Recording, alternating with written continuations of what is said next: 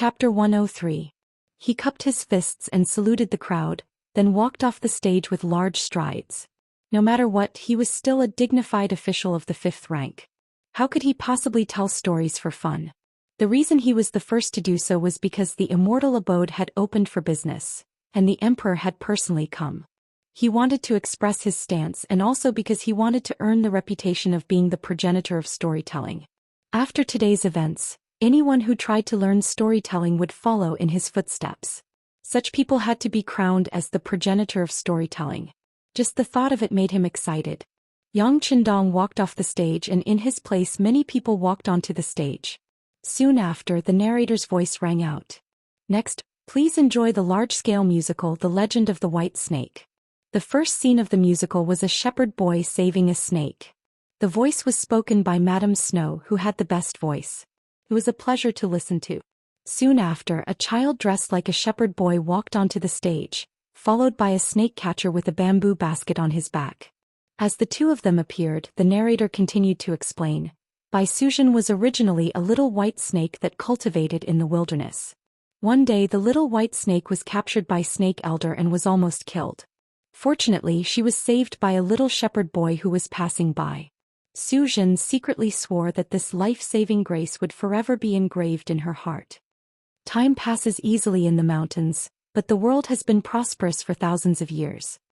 After 1,700 years of cultivation, Suzhen finally shed her snake body and was able to transform into a human form. Originally, she wanted to go to Mount Imei to continue her cultivation. However, after being guided by Guanyin, she remembered that there was still a relationship in the world that had yet to end. Following Guanyin's guidance, Suzhen came to Hangzhou's West Lake to look for the benefactor of her previous life. As the narration reached this point, a burst of exclamations suddenly came from the stage.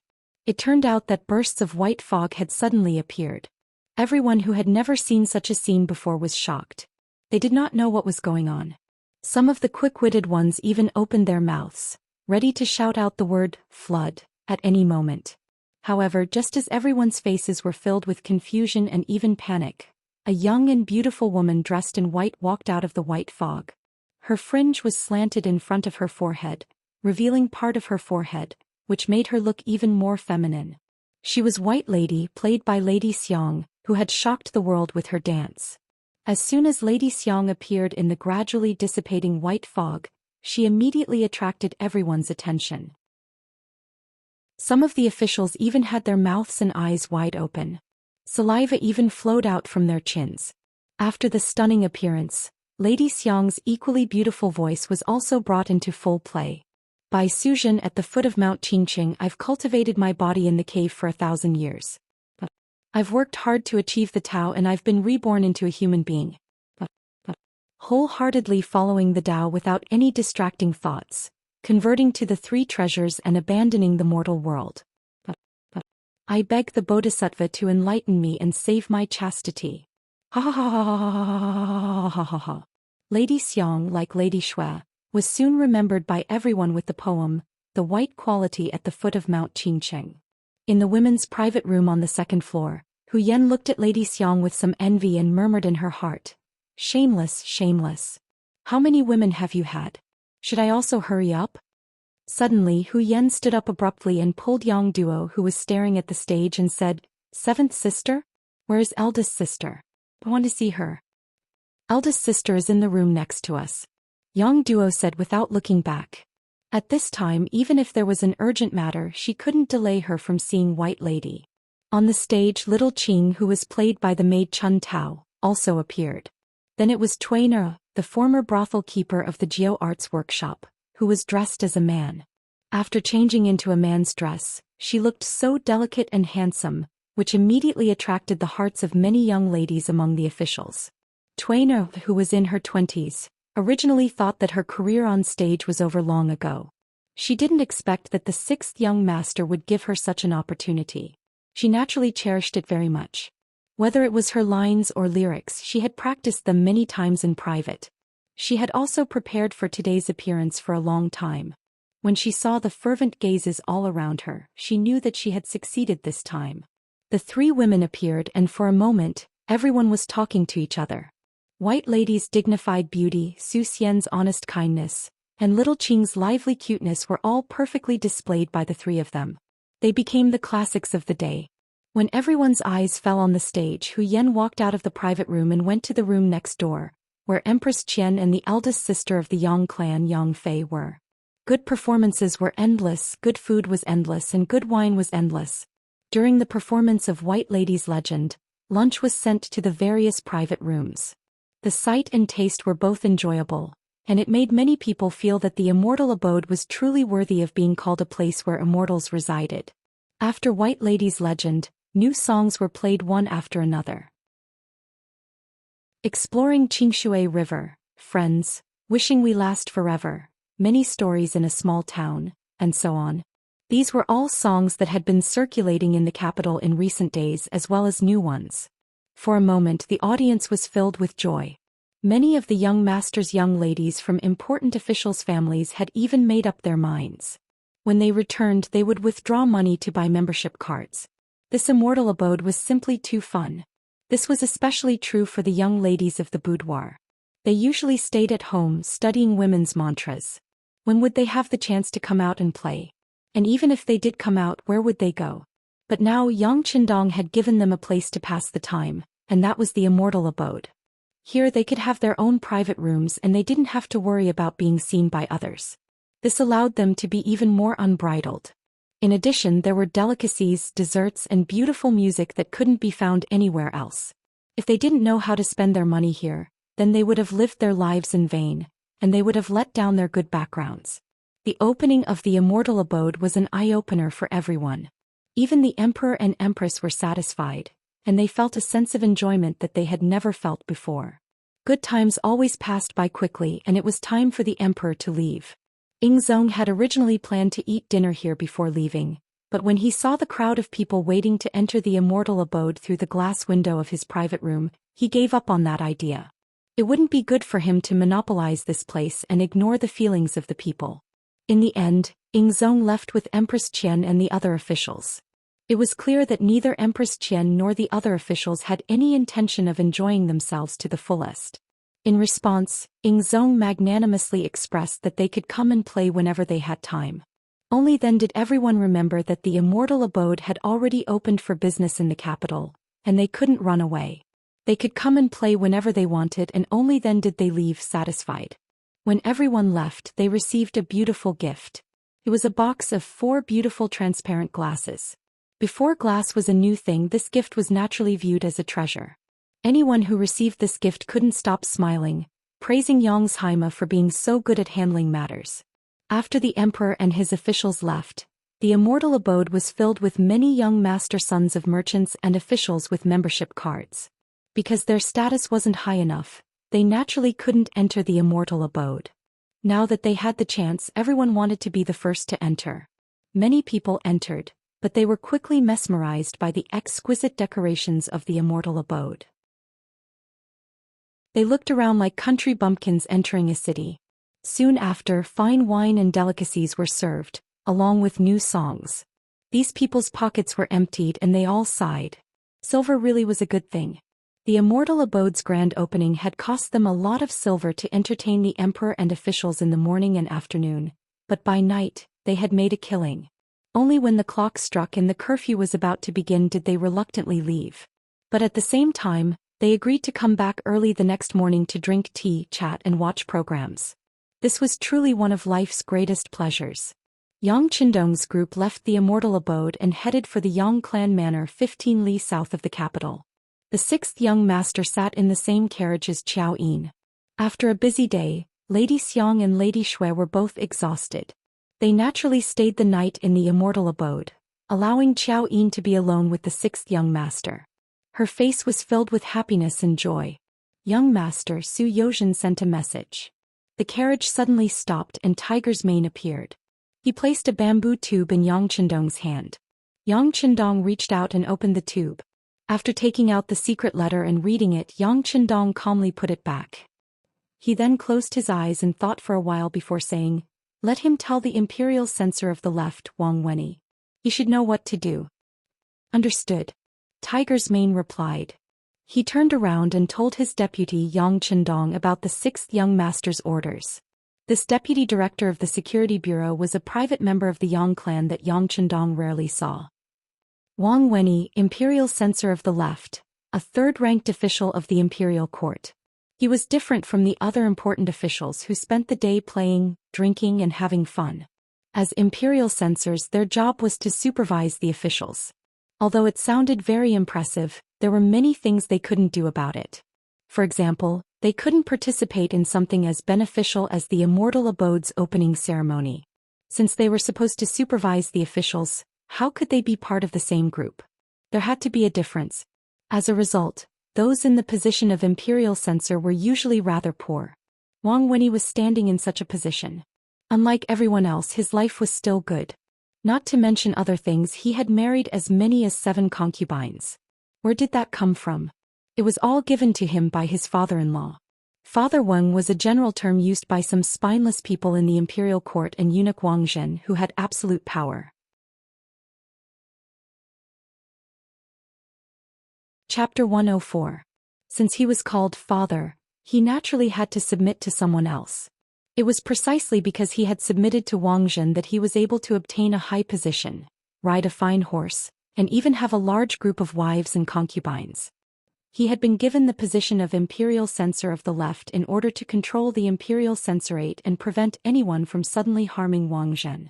Even though he couldn't openly commit corruption like the other officials, he still had money to spend. After court, Wang Wenyi had nothing to do at home, so he was full of energy. It was now dark, and he was currently admiring the flowers in the courtyard with a concubine he had recently married. His personal attendant suddenly came to report that Su Youzhen, Su Qinghui, had arrived. Please. A late-night visit was obviously an important matter. Wang Wenyi waved his hand and had a maid take the concubine away before heading to the central room. Su Youzhen was pacing back and forth in the room like an ant on a hot pan. When he heard the sound of footsteps and turned around to see Wang Wenyi, he immediately cupped his fist and bowed. Lord Wang, I have no choice but to disturb you so late at night. Did something happen? Wang Wenyi acted as if nothing had happened, but he was inwardly on guard. Lord Wang, it's like this. Sun Qing, Dong Kund, Lin Xiangfeng and Yin Meng, as well as Sichuan Imperial Censor Xin Yu, have come to find this lowly official.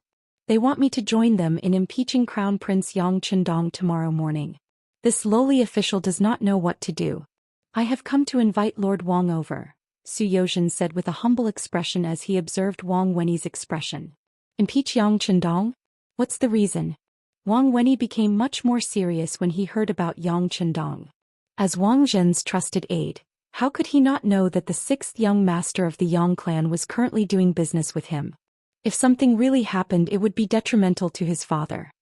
It said that Yang Shima sent Immortal abode membership cards worth several thousand taels of silver to the families of 3rd rank and above officials in the capital, Su Youzhen said seriously. Last time, after being bribed by Yang Chendong, they put on a double act and had the opportunity to publicly impeach the 6th young master in the imperial court. Sure enough, according to the previous plan, the matter was left unsettled. From then on, not only did he receive a large sum of money from Yang Chendong, but he was also promoted by 1 rank. At the same time, he became an upright official in the eyes of many people. Even the left assistant minister of the Ministry of War, Yu Qian, who looked up to Wen Tianxiang as a role model, had publicly praised him more than once, saying that there should be more Su Youzhen in the court to ensure that the governance of the officials was clean. For this reason, when Sun Qing, Dong Kund and the others were preparing to impeach Yang Chendong, they naturally found Su Youzhen. This was how Yang Chendong found out the news immediately and pointed the problem to Wang Wenyi. Is there such a thing? If that's the case, we'll just do what we need to do. Wang Wen was startled when he heard such a reason. If it was true, then with this reason he could really make things difficult for Yang Chendong. However, what he couldn't understand was why Su Youzhen would reveal this matter to him in advance.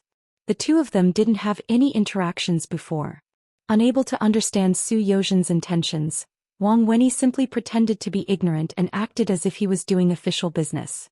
Seeing Wang Wenyi acting as if he was doing official business, Su Youzhen cursed in his heart for being teach, and still wanting to pretend to be chaste.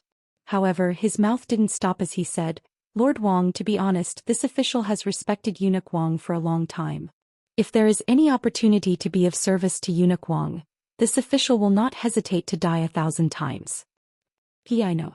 How about this? If I don't pass on the news to you, then do what you should do. These words allowed Wang Wenyi to understand Su Youzhen's intentions. It seemed that this person also wanted to get on Wang Zhen's good side. No wonder he still came to pass on the news at such a late hour. Although he understood Su Youzhen's intentions, Wang Wenyi's power was limited and he didn't dare to make a decision for Wang Zhen. Thus he used this method to reply to tell Su Youzhen that he was aware of her attitude towards Father Wang. However, whether or not he would accept her still depended on Eunuch Wang's opinion. Su Youzhen was a shrewd person and naturally understood the meaning behind the words. Immediately her face lit up with joy. Then I will have to trouble Lord Wang. As she spoke, she whispered, this official placed a box in front of Lord Wang's backyard. Inside it is a token of my appreciation. Su Youzhen nodded without batting an eyelid, indicating that she understood. Immediately she left the main room with satisfaction. Then Wang Wenyi called for the housekeeper and asked him to bring in the box in the backyard. Not long after, he saw the neatly arranged 2,000 taels of silver in the box. These taels of silver were enough to cover several years of his salary. Wang Wenyi's face lit up with joy. Come, change this official's robes. I want to see Father Wang. The capital had long been under a curfew, but for a third-rank official like Wang Wenyi, it was still extremely convenient for him to move around. This was especially so when he was Eunuch Wang Zhen's subordinate. This was already a public matter, so naturally no one dared to block his sedan. However, he didn't know that in the darkness, there was a pair of eyes watching his every move. It wasn't until he entered the palace that the owner of that pair of eyes left quietly. In the morning court session, as Zhou Xian sat on the dragon throne, all of the military affairs of the country came crashing down on him like a surging wave. Fortunately, the matters discussed in the morning court session today were all good matters. For example, Deng Maoqi's rebellion in Fujian was basically over. Deng Maoqi was killed in the chaotic battle and his henchmen were either killed, captured or escaped. It would be difficult for them to cause any more trouble. Minister of War Kuang Yi had just finished speaking when Minister of Revenue Wang's was said that the potatoes had fully matured. The next step was to distribute the seeds. If the emperor did not have any special requests, then he would have a good talk with Yang Shima about the seed distribution. We don't have any other requests. We just want the potatoes to mature as quickly as possible. Also, we have to prevent the potato seeds from flowing out. Teacher, for this matter, have the East faction guards and the ironclad guard keep a close eye on it. Ying Zong recalled the warnings that the officials had given him and added on. This official obeys. This old servant obeys. Wang Zhua and Wang Zhen both agreed. Ying Zong nodded and said, what other matters do you have? Bring them all up. This official has a memorial. Following a shout, Sun Qing, Dong Kund, Su Youzhen, and the other 4 imperial censors all knelt on the ground. When an imperial censor stepped out, nothing good ever happened. The officials all frowned slightly when they saw this. Even Ying Zong was a bit displeased.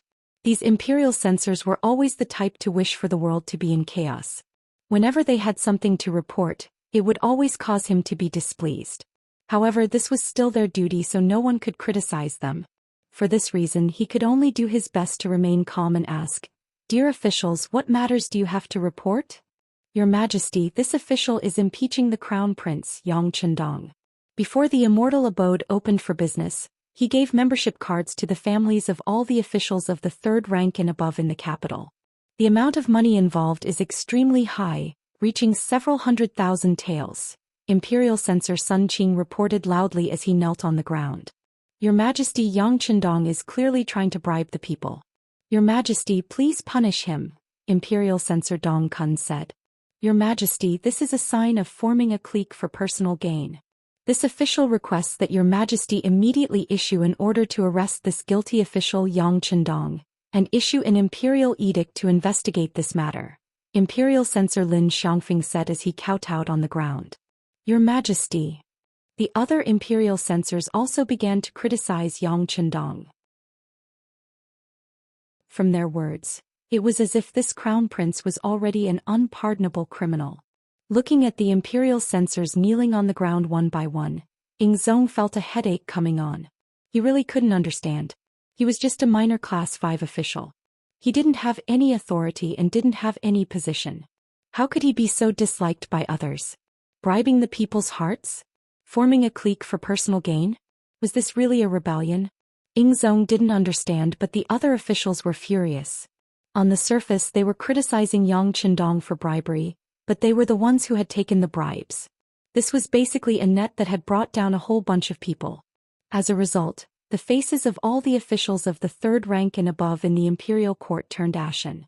Those with bad tempers could no longer suppress their anger. They began to criticize. When did Yang Qindong give us money? He only gave us a membership card out of politeness. There was no money in that card. That's right. There was only a card but no money. How could it be called bribery? The officials began to refute the imperial censors. Zhou couldn't help but chuckle as he watched from his throne. It was rare for me to see an imperial censor infuriating the officials. Usually when something like this happened, there would only be a few officials who were involved in it who would refute it. But today, when more than half of the officials opposed it, it was very rare. Zhou viewed everything that was happening in front of him as a show. However, there were some people who didn't think that way.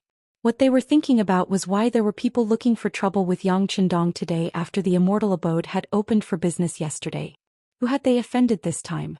If they hadn't offended anyone, why were there so many imperial censors standing out at the same time? It was obvious that someone had colluded with them beforehand. Otherwise, how could there be such a commotion? The imperial court was divided into 3 groups. One group was composed of the imperial censors who were criticizing Yang Qindong.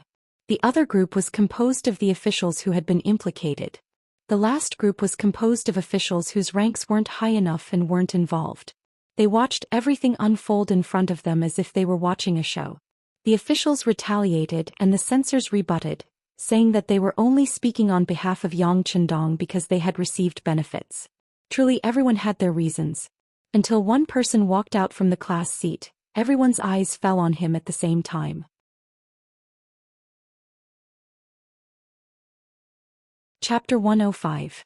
Your Majesty, please allow this subject to report. As soon as this person appeared, he didn't even look at the imperial censors. Instead, he directly knelt on the ground and spoke to the emperor. Beloved official, you has presented a memorial. Zhou Xian nodded as he looked at this left assistant minister of the Ministry of War Zhou Xian, who was rumored to live a very poor life. He wanted to hear what he had to say. This person was precisely Zhou Xian. Perhaps it was because of his incorruptibility that the imperial censors had a hard time finding fault with him. Now that he'd taken the initiative to speak up, he immediately attracted everyone's attention. Ignoring the gazes of his colleagues, Zhou Xian spoke in a heavy voice. Reporting to Your Majesty, this subject was fortunate enough to visit the Immortal abode yesterday and witnessed its luxuriousness. At the same time, this subject also received a membership card for the Immortal abode. Furthermore, this subject took the initiative to check it out and found that it was only a card with no silver inside. These words came from Zhou Xian's mouth, and with his character, if he said he'd checked it out, then he must have. No one had any objections to this. Seeing that no one refuted him, Zhou Xian continued. This subject later found out that with this card, one can enjoy a discount when spending money in the Immortal abode. Presumably, this is the only use of this card. As soon as he said this, Imperial Censor Sun Qing immediately chimed in. That's right, this is the use of this card. If someone uses this card to spend money, they can save quite a bit of silver in one go. In the long run, won't the total amount reach tens of thousands, or even hundreds of thousands of silver? This is clearly Yang Qindong. Before Sun Qing could finish speaking, Zhou Xian cut in. Your Majesty, this subject believes that this matter cannot be settled like this. This subject has already said that this is only a card, and that it can only be used if one spends money. As for someone like this subject, my monthly salary is barely enough to support my family. Where would I find the money to spend in a place as luxurious as the Immortal abode? As such, this card's existence is no different from a piece of scrap paper, completely meaningless. This subject believes that Your Majesty can ignore the words of the imperial censors and encourage the development of the Immortal residence. A place like this that can enrich the entertainment of the common people should be encouraged by the country. Only when there are more immortals like this, the country's tax revenue will be more abundant. In the long run, the treasury will be full, which is a good thing for the country and the people. Yu Qian changed his usual self and took the initiative to speak up for Yang Chendong. At first, everyone was a little puzzled. Could it be that this person also received some benefits from Yang Shima? Otherwise, why would he put in so much effort, not hesitating to directly insult the imperial censors? However, it wasn't until the last few sentences that everyone came to their senses. It seemed like this person's intentions were in vain. He had set his sights on the tax revenue after the immortal abode flourished. Originally, when Ying Zong heard Yu Qian's words, he was also suspicious. Could it be that this civil official who called himself Wen Tianxiang really wanted to go with the flow and clear his name like the other officials? However, when he heard Yu Qian's words, he finally understood. He nodded and said, "Beloved, Yu's words are reasonable. As the saying goes, only when the country is strong can the people live and work in peace and contentment. Teacher, I'll have to trouble you to investigate the immortal abode's income. Afterwards, the tax rate will be 30-1. During Ren Xian's reign, the great Ming dynasty was prosperous and the treasury was full. However, after more than 10 years, Ying Zong's hands had already begun to show signs of decline. For this reason, Zhu Xian had always been searching for a way to fill the treasury. Thus, the business tax became his goal. After seeing the prosperity of the immortal abode yesterday, Ying Zong returned to the palace and immediately came up with the idea of collecting the business tax. For no other reason than the fact that as the emperor of the great Ming dynasty, he couldn't even replace all the windows in the palace with glass. This made him feel a strong sense of defeat. In fact, Ying Zong still had something he didn't say out loud. As the emperor of a country, he actually wasn't as capable as an official who was younger than him. Yang Chendong could cover the immortal abode with glass, but as the emperor of a country he couldn't. Didn't this mean that he wasn't even as good as an official? This was what he found hard to accept. Today Yu Qian just so happened to mention that he wanted to collect the business tax from the immortal abode. How could Ying Zong be polite? He agreed in person and sent his most trusted teacher Wang Zhen to carry out this task. In Zhu Qian's heart, Wang Zhen was one of his own. If he was sent to carry out this task, he definitely wouldn't treat him unfairly. Wang Zhen hadn't expected this kind of result. Last night, Wang Wenyi had found him and reported this matter, but he hadn't taken it to heart. Even though he had the power and influence to nip everything in the bud, he hadn't done so. He'd also witnessed the prosperity of the immortal abode and saw its potential. He was also afraid that Yang Chendong would grow too big and become a threat to him. That was why he'd wanted to use the imperial censor to warn the sixth young master. Wang Zhen had long thought that this kind of impeachment wouldn't be of much use. It involved all of the third rank and above officials in the capital. Even if he didn't do anything himself, these people alone would be enough to stop the imperial censor's mouth. What he hadn't expected was that Yu Qian would take the initiative to jump out and say that he wanted to collect the business tax from the immortal abode. This caught him completely off guard. Fortunately, this matter still had to go through his hands. This became a bargaining chip in his negotiations with Yang Chendong. After witnessing the prosperity of the immortal abode, Wang Zhen was no longer satisfied with the 10% they'd agreed on. Yu Qian's sudden interruption caused the imperial censor's impeachment to fail. However, it seemed like there was no victor because the immortal abode had to pay the tax and pay the price. In the end, the court assembly dispersed. The imperial censors left under the warning gazes of the officials. Not long after, Wang Zhen also left the palace, heading straight for the Yang Manor 15 li south of the city. Before leaving, Su Yozhen had already reported the situation of today's morning court assembly to the Bureau of Security. At that moment, Yang Chendong was in his study, looking at the report Tiger's Mane had sent over regarding today's morning court assembly. Because of Yu Qian's appearance, the outcome of what had originally been a muddled case had actually turned against him. He couldn't help but laugh in anger. This Yu Qian isn't fun at all. He's far from being as cute as that smoking, drinking and perming guy from the future. Young master, what perming? Xiao Yin, who was serving him from the side, inadvertently overheard this and couldn't help but ask curiously. Pa, it's nothing. The young master was just thinking about some things and was just talking to himself. Yang Chendong couldn't help but laugh. Soon after, his expression became calm again. Yu Qian was a capable, talented and upright official. What was even more rare was that this kind of person cared more about the people and not the king. Otherwise, in history, Zhou Xian wouldn't have been captured and he wouldn't have loudly said, "We are completely thinking for the country and not for ourselves." Then Zhu Qiu, the successor patriarch, wouldn't have ascended to the throne. He wasn't blindly loyal and was talented. If this kind of person came to Qiqian City, he would definitely be of great help to the new army and the new city's development. Yang Qindong liked talent. He knew what he needed to do. But as for Yu Qian, although he liked him, he also knew that now wasn't the time to recruit him. Even if he tried to recruit him, it would never work. If he wanted to be used by him, he could only use force. How would he use force? When would he use force? This was what Yang Qindong needed to consider. Forget it. Since you don't want to be an assistant minister, then I'll fulfill your wish. He smiled.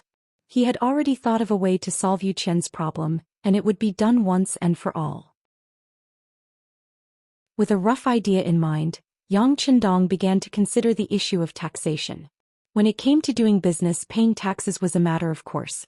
However, this was not the case in the Ming dynasty. They didn't collect taxes from officials, eunuchs, or scholars. These three didn't just refer to business taxes, but agricultural taxes as well. This made the rich and powerful even richer. The commoners had to work hard for an entire year, but they couldn't even afford to buy food and clothing. With such a trend, the Ming dynasty's treasury became poorer and poorer. Yang Qindong understood this principle, which was why he used his status to open the Immortal abode. Just by avoiding taxes, he could save a lot of money in a year. But he hadn't expected that Ingzong would suddenly use Yu Qian to make such a move, catching him off guard. He couldn't help but wonder if it was because of his appearance that Ingzong's thoughts had changed. If that was the case, then it wasn't a good thing.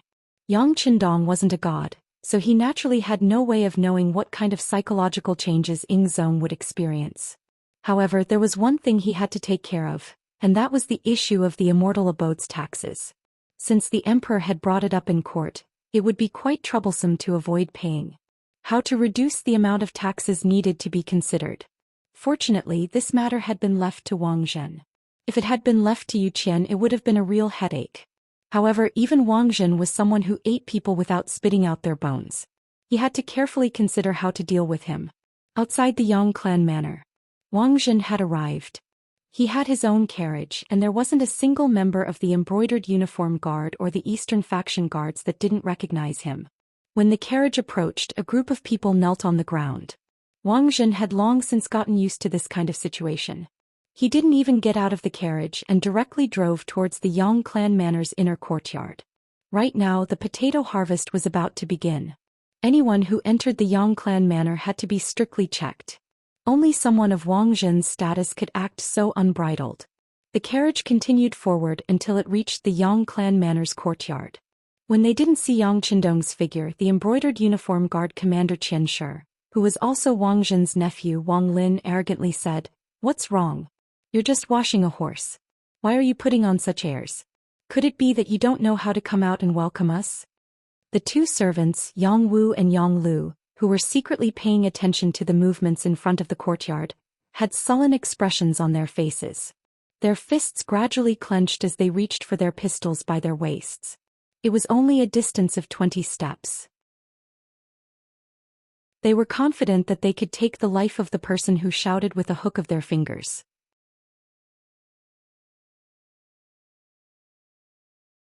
Chapter 106. I didn't know that Eunuch Wang would grace me with his presence. Forgive me for being late. A boisterous laugh rang out as Yang Qindong strode to the entrance of the courtyard. My Yang Xianji is too polite. How could this eunuch not feel embarrassed? Wang Zhen, dressed in the robes of a eunuch, stepped out of the carriage and walked over to Yang Qindong. Yang Qindong's smile was the type that hid a knife in his sleeve, but Wang Zhen's smile was also the type that didn't reach his eyes. In the end, the two of them had only come together temporarily for the sake of mutual benefits. They couldn't even be considered allies, so how could they show their sincerity? Yang Qindong bowed and politely said, "Eunuch Wang, please." "Sixth young master, please." Wang Zhen heartily laughed and led the way forward, pulling Yang Qindong 2 steps behind. It was as if he was saying that this was his residence, not the Yang clan manor. Once the host and guest were seated in the main hall, a very ordinary servant brought 2 cups of tea before bowing and retreating. Whenever Yang Qindong's guests came, Xiaoyin would bring them tea, But Wang Zhen didn't even get to enjoy this treatment. From this, one could see that in the eyes of the sixth young master, this person wasn't even worth an ordinary guest. Wang Zhen naturally didn't know about the Yang clan manor. The Eastern Depot and the embroidered uniform guard had countless spies, and many of the important officials of the capital were under surveillance. However, this didn't include Yang Qindong. Not being qualified was one thing, but this place was already surrounded by spies, so there was no need to keep an eye on them. The tea is not bad. It's much better than the last time. Looks like the sixth young master has earned quite a bit of money, Wang Zhen said with a fake smile after dipping his lips into the tea as if it was for show. Yang Qindong knew that Wang Zhen was reminding him, so he smiled and said, "You're too kind. This is all thanks to Eunuch Wang's good fortune. Of course, Eunuch Wang has a share of the Immortal Abode's income." AI. Wang Zhen let out a long sigh as if depressed. He glanced at Yang Qindong out of the corner of his eye, then fell silent. His expression seemed to be saying, "Hurry up and ask me why I'm sighing." How could Yang Qindong not know what Wang Zhen meant when he pretended to be depressed? Since he was going to put on an act, of course he had to go all the way. He immediately went along with the other party's wishes and asked curiously, "Why is Eunuch sighing?" After a moment's silence, Wang Zhen finally spoke. Eunuch Wang, yesterday's Wang Zhen's. You didn't know that there were people, it's because you teat yours. 8. Teat know that. T's eunuch. Of such, he, teat. Which bastard can't bear to see others doing well and came up with such a despicable idea. I curse him to die a horrible death. Yang Qindong flew into a rage. His usual gentlemanly demeanor was nowhere to be found. He stood up from his chair and began cursing. She scolded Wang Zhen to the point that he frowned. He thought to himself, where does this look like someone who is well-read? This is clearly one of those unreasonable shrews. Wang Zhen listened to Yang Qindong's cursing for a good while. Then, as if he was tired, he sat back down in his chair, panting. Eunuch Wang, tell me who did it. I'll buy his life with silver. His words were spoken in an imposing manner. In reality, Yang Qindong was indeed very rich. He'd earned over 2 million taels of silver from the Immortal Abode's membership cards alone, and that wasn't even counting the people who'd be applying for membership cards soon. There were a few people who'd been waiting to see if the Immortal Abode was as good as they'd been described. After yesterday's events, these people probably wouldn't hesitate any longer. Wouldn't the money still roll in? With money, Yang Qindong's words naturally became much more confident. Now that he'd dared to say that he'd buy his life with money, it made sense. At the very least, it suited his current mood. Seeing Yang Qindong so angry that he'd even go so far as to say that he'd buy his life with money, Wang Zhen couldn't help but sneer inwardly. Youngsters are youngsters after all. They can't keep their cool. One had to understand that these words were already quite a bit of leverage. Even if Wang Zhen used these words to arrest Yang Qindong, the other officials wouldn't be able to say anything. However, Yang Qindong still had a use for him, so he might as well keep his life for now. Since he was a fat sheep, the fatter it was, the more meat he'd get when slaughtered. AI. Wang Zhen let out another long sigh. His tone was earnest, as if he were an elder lecturing a junior. Sixth young master, you shouldn't be so impulsive. Not everything can be solved with silver. Alright, you don't need to worry. This duke has already taken care of the matters in the morning court. Taken care of? Yang Qindong pretended to be extremely shocked. At first he was dumbfounded. Then, as if he'd understood something, he laughed heartily. That's right. How could I have forgotten about father-in-law? With father-in-law's abilities, wouldn't resolving such a small matter be a piece of cake? When Wang Zhen saw that Yang Qindong was about to start flattering him, he was worried that he'd continue to nag for a long time. He hurriedly waved his hands and said, "The matter of your impeachment has been resolved. However, the current emperor has also issued an imperial edict that the Immortal Abode must pay taxes. He's even delegated this task to this duke. Sixth young master, what do you think we should do?" Yang Qindong, who'd just calmed down, immediately jumped to his feet when he heard the words taxes. Taxes? Why? The other officials don't have to pay taxes. Even those who haven't yet become officials don't have to pay taxes. This young master is still a 5th-rank official, isn't he? Why should I pay taxes? I'm not paying. Yang Qindong's face was completely that of a scoundrel. When Wang Zhen saw all of this, his evaluation of Yang Chendong in his heart became even lower. Wasn't this person supposed to do great things? How did this immortal abode manage to come up with so many tricks? Wang Zhen felt a bit of disdain in his heart, but he didn't let it show on his face. On the contrary, he put on a look of concern for Yang Chendong. This is an imperial edict from His Majesty. Why don't you pay some taxes first? Do I really have to pay them? When he heard the words His Majesty, Yang Chendong seemed to calm down a lot. However, he leaned forward and said in a quiet voice, "Father-in-law, you also have shares in the immortal abode. If you have to pay taxes, then you'll have to share in father-in-law's profits as well." I only have 10%. It's nothing much. Even if I have to split it, I probably won't get much. Wang Zhen acted as if he didn't care at all. He really didn't seem to care, but Yang Chendong knew that after so many years of monopolizing power, Wang Zhen had long since developed a habit of doing everything he wanted. When it came to splitting his wealth, he probably wouldn't even ask for a single copper coin less. Similarly, once money entered his pocket, he probably wouldn't be willing to part with it if he couldn't take it out. The only reason he said this was because he wanted to fish for more benefits. Knowing the other party's temperament was the same as knowing his trump card. Yang Chendong sighed and said, "Fine. Since this is His Majesty's wish, then this subject will pay. However, this way father-in-law's monthly income will be much less." He had originally been immensely pleased with himself, waiting to see what kind of price Yang Chendong would pay to refuse to pay the taxes. However, he didn't expect that Yang Chendong would actually cower and agree. What was the meaning of this? This script was completely different from what he had imagined. At this moment, it was Wang Zhen who was put in a difficult position. If he really had to pay the taxes, he would naturally have to share his benefits. Just as Yang Chendong thought, for a person with such great power, he would always be the one to receive benefits. How could he possibly push the benefits away? "No, you can pay the taxes, but you can't give me a share. Of course, I will take a little bit less as a token of appreciation." Wang Zhen's reaction was extremely fast. In just a few breaths of time, he had thought of a countermeasure and expressed his thoughts. But Yang Chendong pretended to be shocked as he looked at Wang Zhen. Soon after, he stuttered, "Eunuch means that your share won't change? Then how will it be calculated?"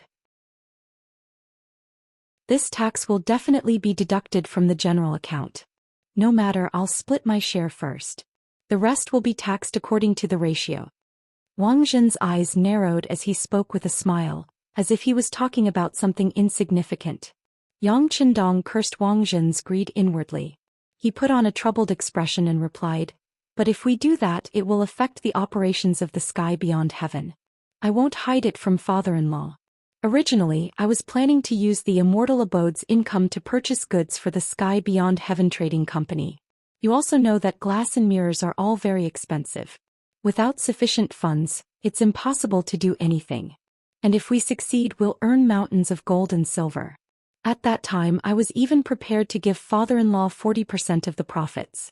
Sigh, I'm afraid that once we pay the taxes, we won't have enough funds." He shook his head bitterly as he slammed his palms on the table, as if he really had missed out on something good. "Wait a moment." Wang Zhen originally had a cold expression, waiting for Yang Chendong to take the initiative to give him some benefits. However, when he heard that 40% of the profits would be given, his expression immediately changed. He could no longer maintain his previous calm. "Sixth young master, what did you just say? 40%? That's right. 40%. Yang Chendong nodded with an expression that said it was indeed so. Then he added, "Of course, this is under the condition that there is a large amount of available funds. For example, if Eunuch Wang can lend me 2 million taels of silver, in addition to the fact that I don't have to worry about taxes, it is reasonable to take out 40% of the benefits. Unfortunately, since even His Majesty has issued a decree, I'm afraid that it will be very difficult to fulfill." An extremely regretful expression appeared on his face, as if all the beautiful things had vanished into thin air.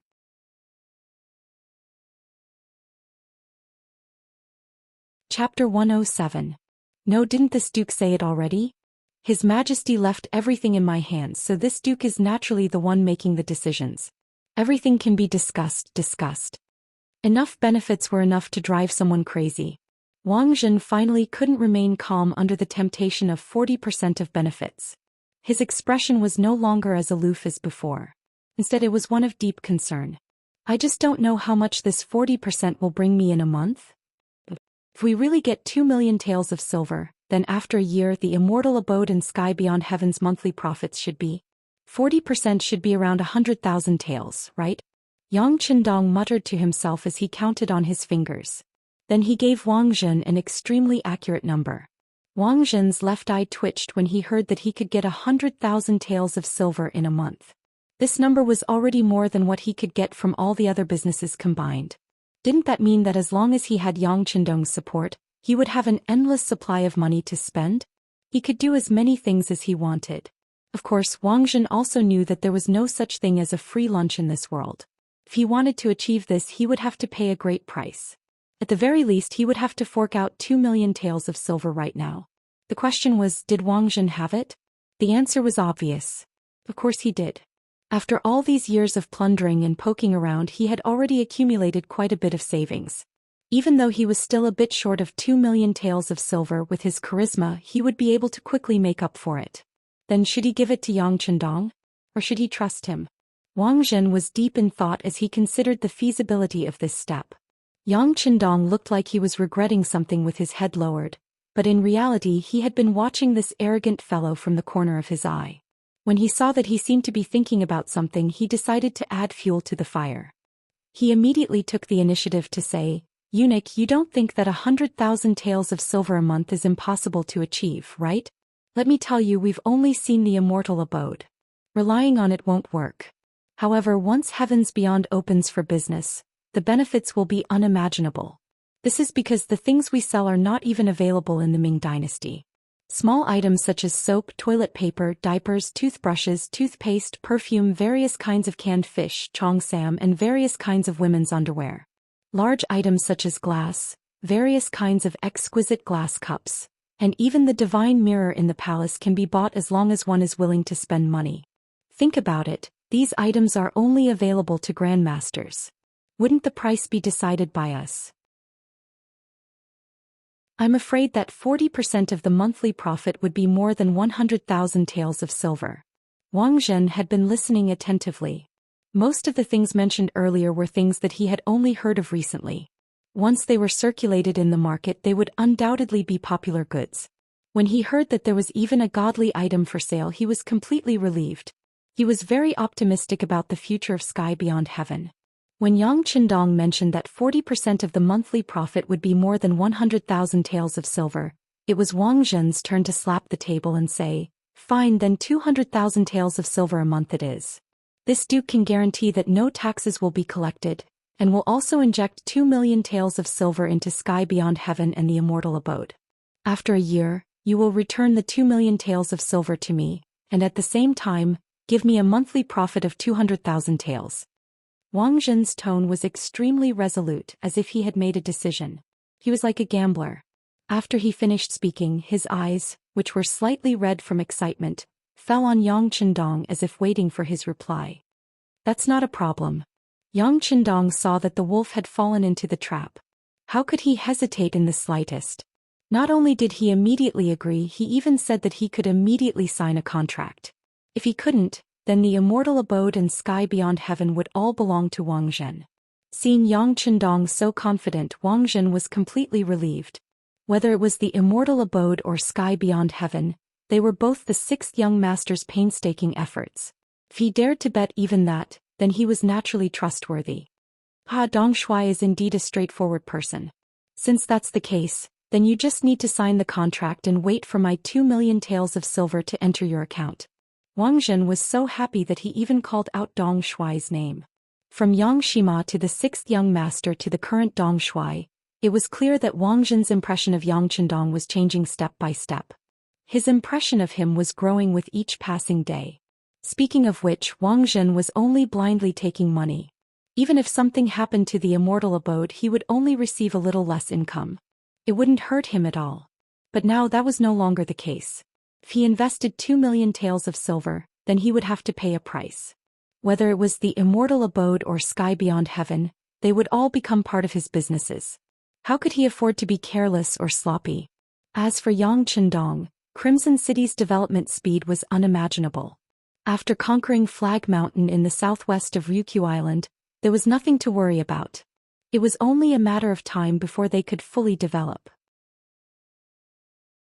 Add to that the strength of the navy, and the amount of protection fees they collected every day could be described as 10,000 taels of silver a day. He really didn't lack this 2 million taels of silver, but he still forced Wang Zhen to spend so much money. He just wanted him to face this problem head-on and put in more effort. Now that Wang Zhen was willing to fork out 2 million taels of silver, it proved that he had invested a lot. He definitely wouldn't allow anything to happen to his businesses. This was what Yang Qindong wanted to see. As for the 200,000 taels of silver a year from now, Wang Zhen would have to live until then for that to happen. The two of them really hit it off and the matter was settled just like that. When they drank the tea, it seemed to have become much more fragrant. Seeing that Wang Zhen seemed to be in a good mood, Yang Qindong took the opportunity to raise two questions. The first was about who had caused this morning's incident. If they didn't find the mastermind behind it, there would likely be more of this kind of trouble in the future. They couldn't just passively take a beating, could they? The second question was about Zhou Xian. He had proposed that the Immortal abode pay taxes. Although this matter had been handed over to Wang Zhen, and there wasn't much of a problem as long as he lived, he would have to keep an eye on them. Wouldn't that mean that they would have to guard against thieves for 1,000 days? Presumably, everyone would be in a lot of pain.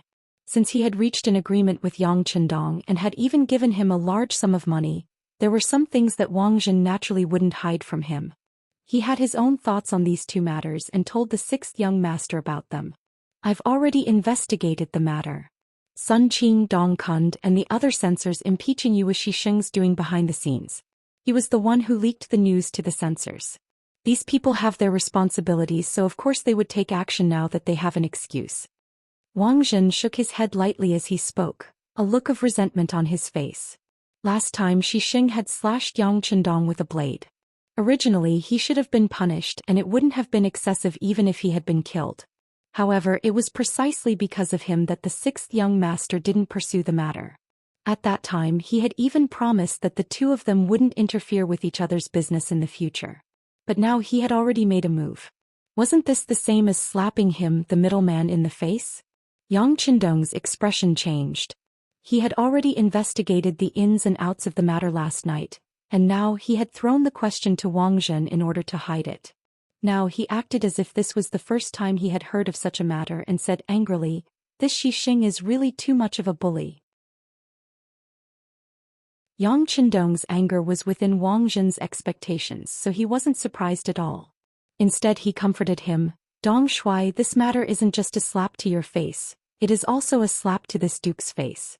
Don't worry, I will give you an explanation for this matter.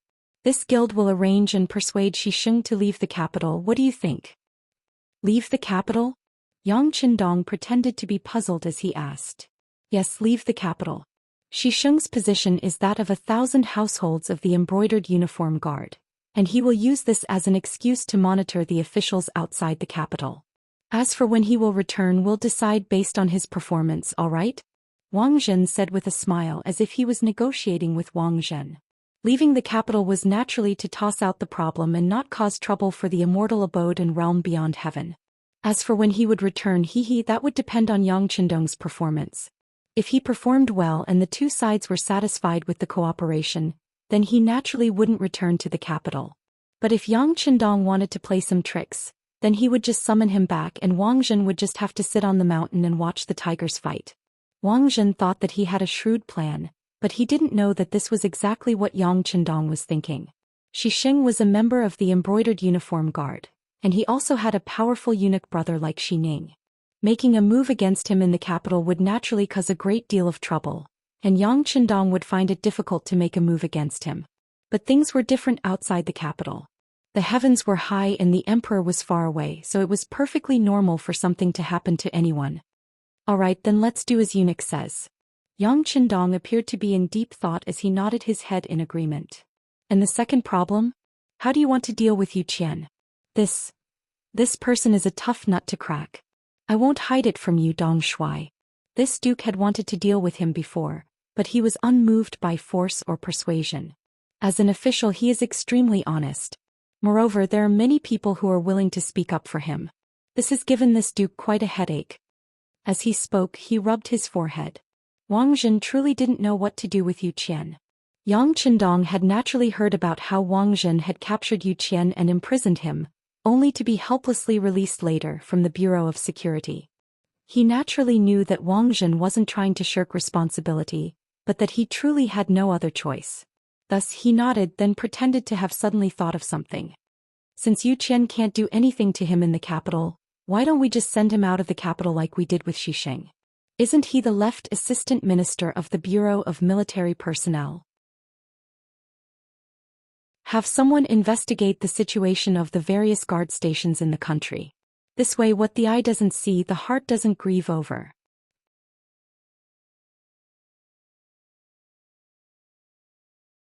Chapter 108.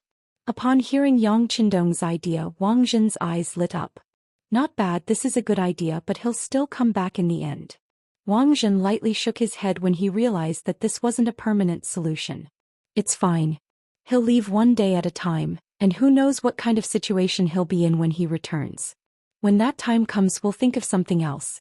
After all, if we make a move against him now, it will implicate too many people and cause too much trouble, Yang Qindong said, appearing to fear Yu Qian very much. These words were precisely what Wang Zhen was worried about. He was also afraid of Yu Qian, or else he would have made a move long ago. Thinking that there was truly no better idea at the moment and that sending Yu Qian away would be a way to alleviate the situation, Wang Zhen nodded. Let's do as you say. The atmosphere of this second official meeting was much better than the first.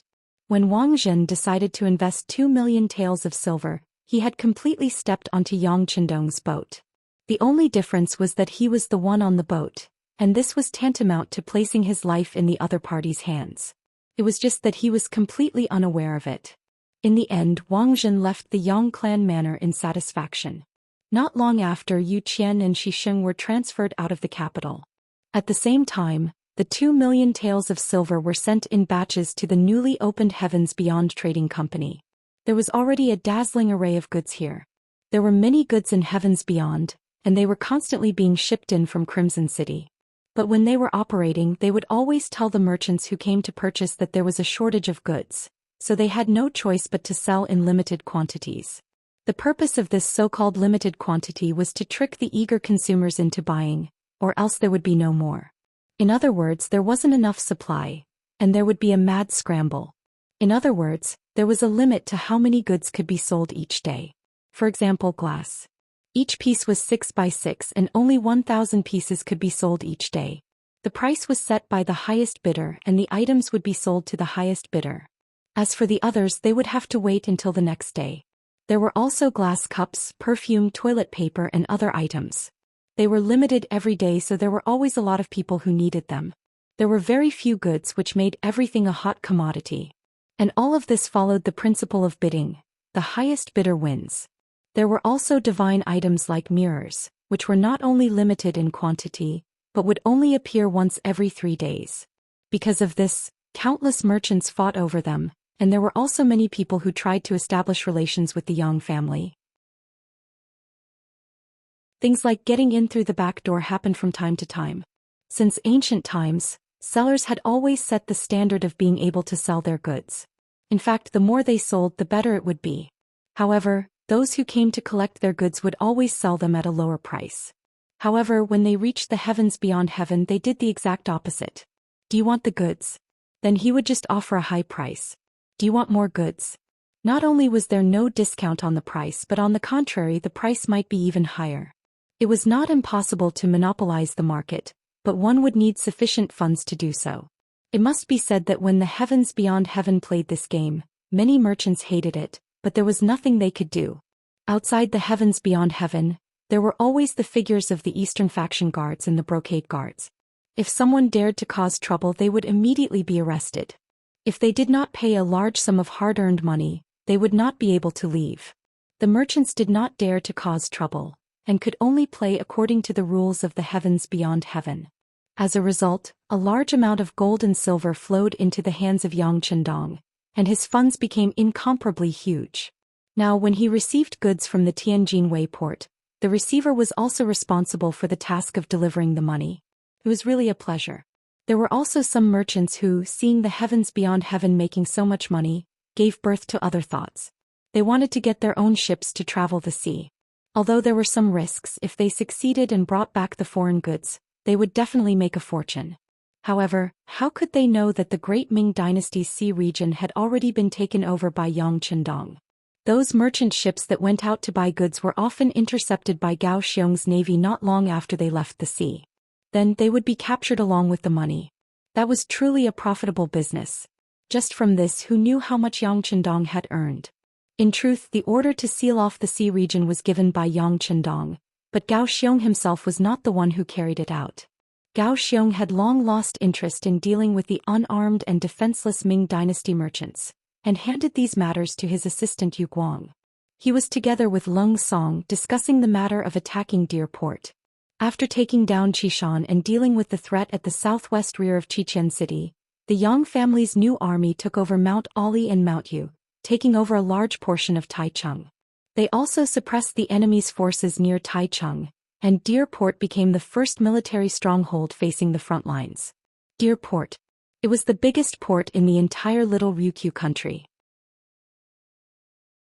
The terrain here was great, and the coastline was also really smooth, allowing large numbers of ships to be parked there. Furthermore, its location was close to the Little Ryukyu Ocean region, making it difficult for others to suddenly attack. As such, it became a natural harbor base. As the highest-ranking officer of the new army, Gao Xiong had been drooling over this place and wanted to take it for himself. If not for the fact that they lacked manpower, he would have had such thoughts long ago. Now that Deng Maoqi in Fujian had been killed, and the uprising army there was suppressed by the Ming army, Leng Song, who was unable to take advantage of the situation, could only bring his men back to Xichen City. This allowed the military power in the city to be strengthened. Leng Song's gains from the Fujian trip were huge. The 100 Leng vanguard and 500 support troops that he brought won many battles. In the end, no one died and only 7 were injured. Moreover, their injuries were not serious. They did not have many casualties, and this was naturally due to the hard work and strictness of their training. After a few months of hard work, the results were also gratifying. They brought back more than 150,000 people from the Great Ming Dynasty, and they obtained countless resources such as gunpowder. With the addition of these Han Chinese, the problem of manpower was alleviated to a certain extent. After another serious and strict examination, He Yang, Song Deshang and the other instructors did not dare to go easy on them. Every support soldier that wanted to officially become a member of the Leng Vanguard had to go through both physical and cultural tests. Only when their results were good or above could they become a regular soldier. However, because there were too many people waiting to be selected, the number of people who passed the examination this time was even more than the previous times combined.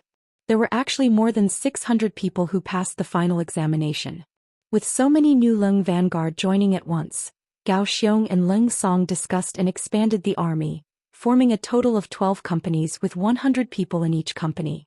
These people were then divided into 4 battalions, with 2 battalions for the Navy and the Army, making 6 companies.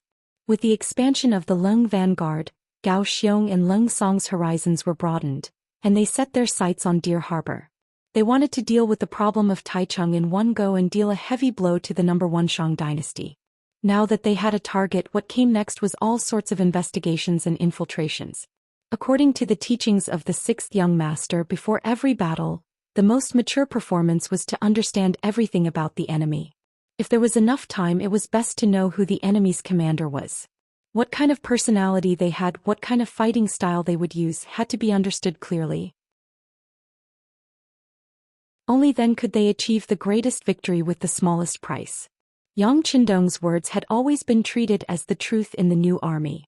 The investigations began and the battle plan to attack Deer Harbor began to take shape. Xisheng left and so did Yu Qian. In the capital, Yang Chendong seemed to have calmed down a lot after the departure of the two. All he could see were the guests of the immortal abode and the merchants of the realm beyond heaven. For the time being, Yang Chendong didn't pay too much attention to these things that he had been preparing for a long time. He knew that as long as everything went according to plan, he would definitely earn enough money and gain enough popularity. Since he didn't need to spend too much effort on these things, What came next was to deal with those people who had caused trouble for him.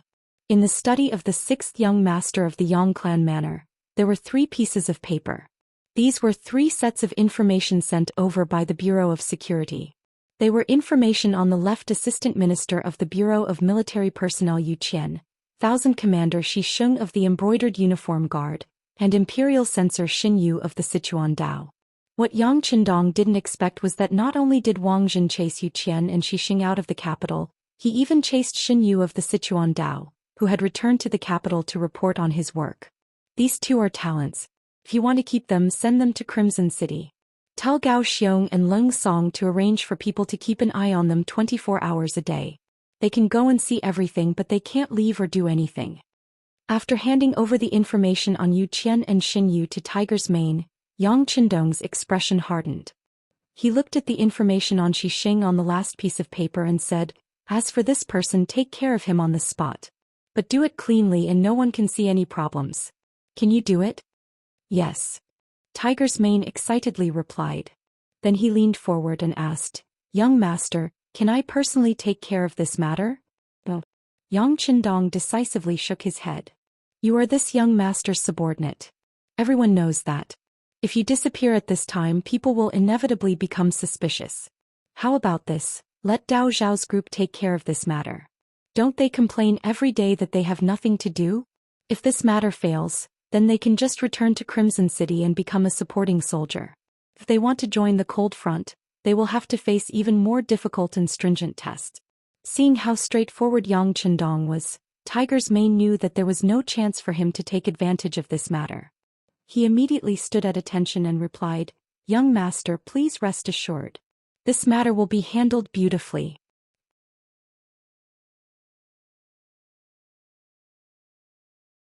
Chapter 109. Nanjing's Yangzhou Prefecture. As the capital of the Ming dynasty and now a subsidiary capital, this place was still bustling with activity. Moreover, the climate was pleasant, so much of the Ming dynasty's wealth had been gathered here. Yangzhou Prefecture was the most prosperous of all places. Not only were there all sorts of goods, but because the heavens were high and the emperor was far away, the entertainment industry was also very developed. Xisheng and his 10-some brothers were enjoying themselves here. He had originally wanted to annoy Yang Qindong a little, so he had his brother send a message to the imperial censors.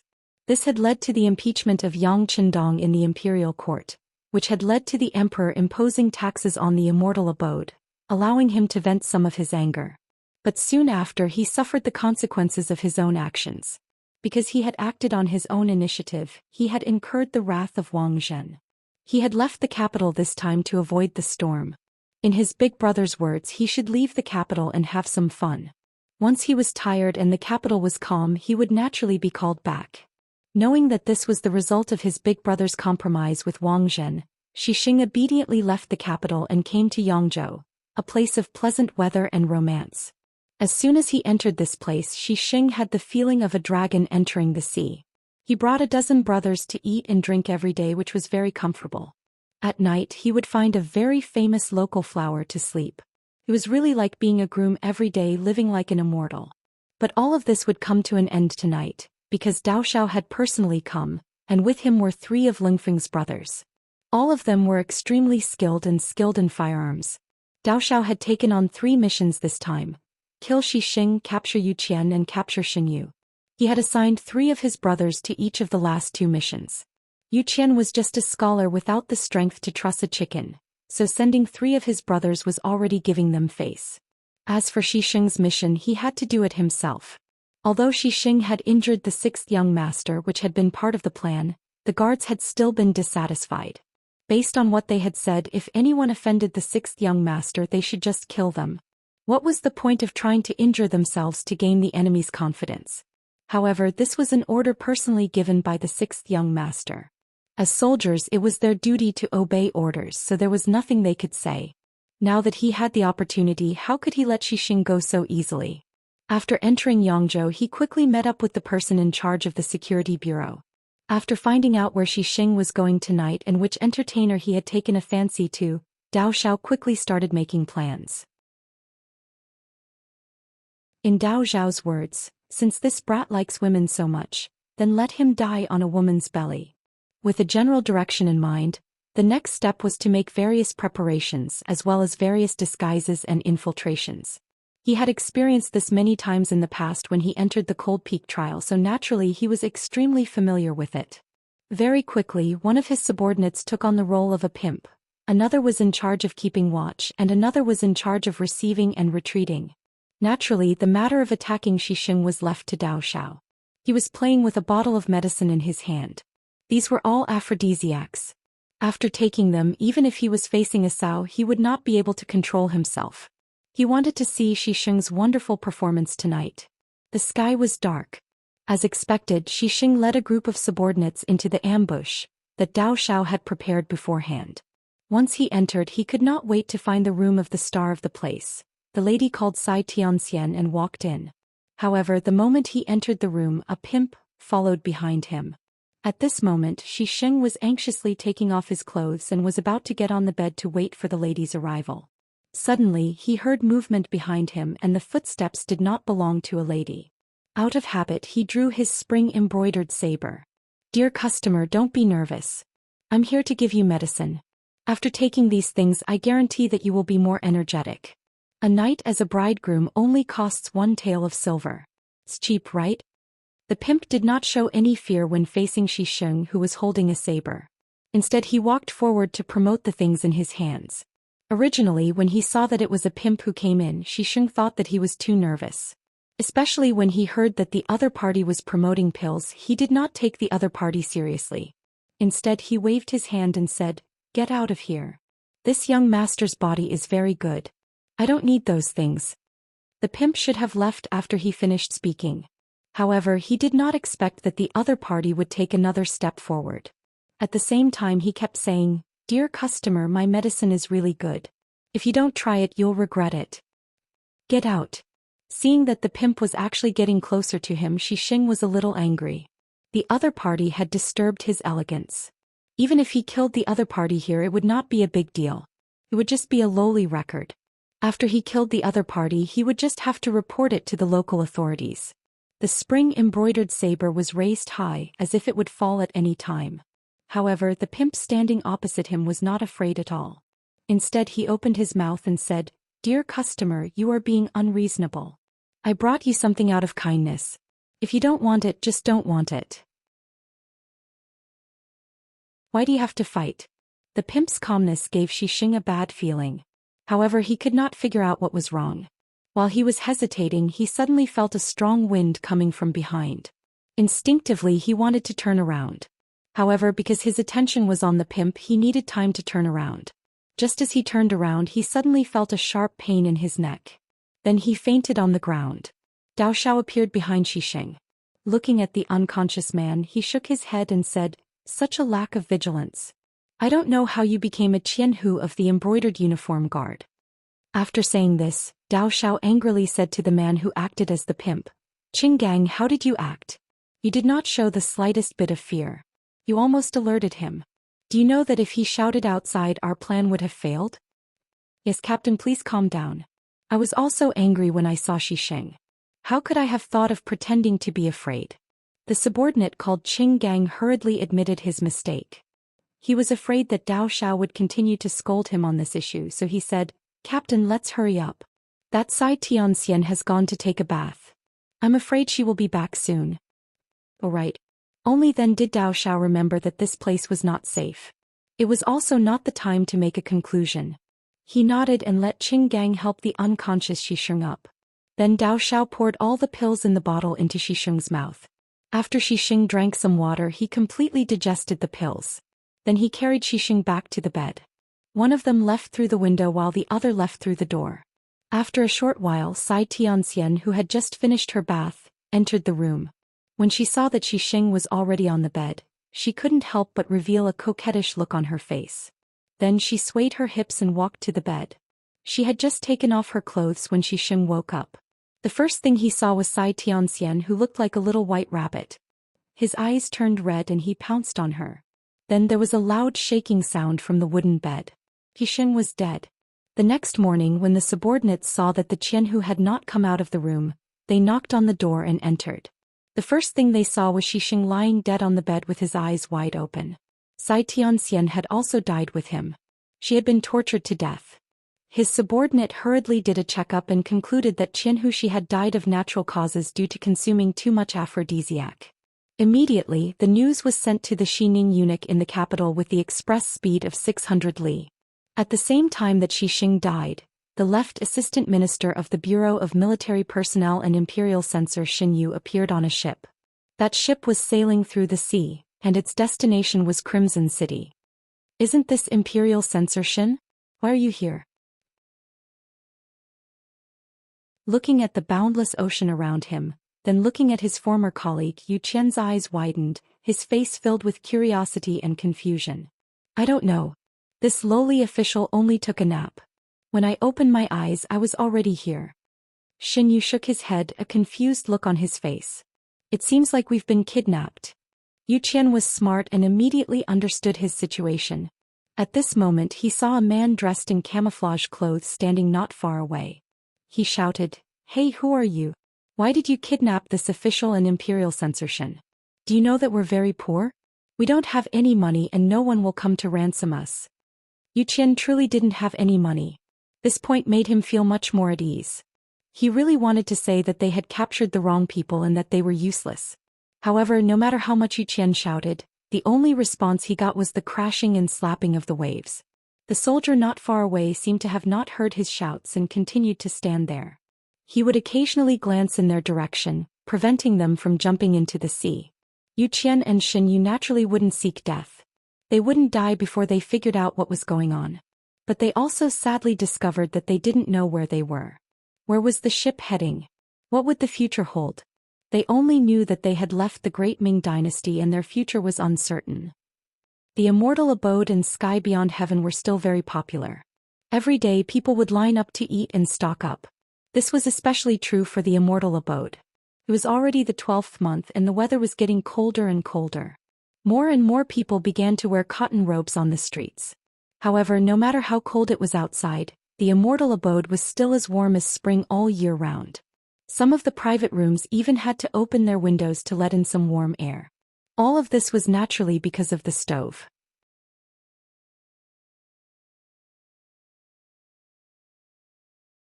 Chapter 110. Yang Qindong had already considered the problem of the capital's climate.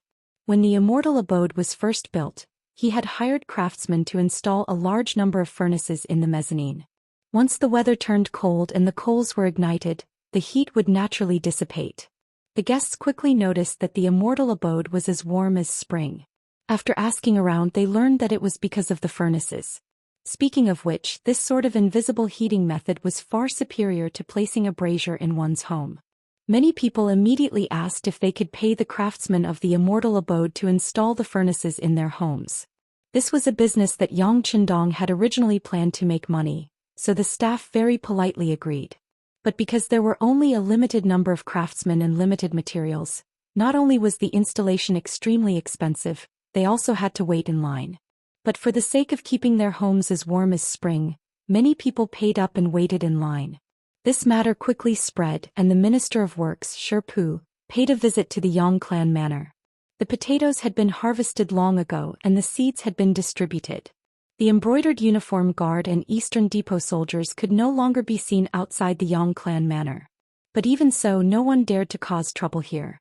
This was because all signs indicated that Yang Shima had an extremely good relationship with eunuch Wang Zhen. The two would meet from time to time and converse for several hours at a time. With Wang Zhen as the flag, who would be stupid enough to take the initiative to find trouble with Yang Qindong?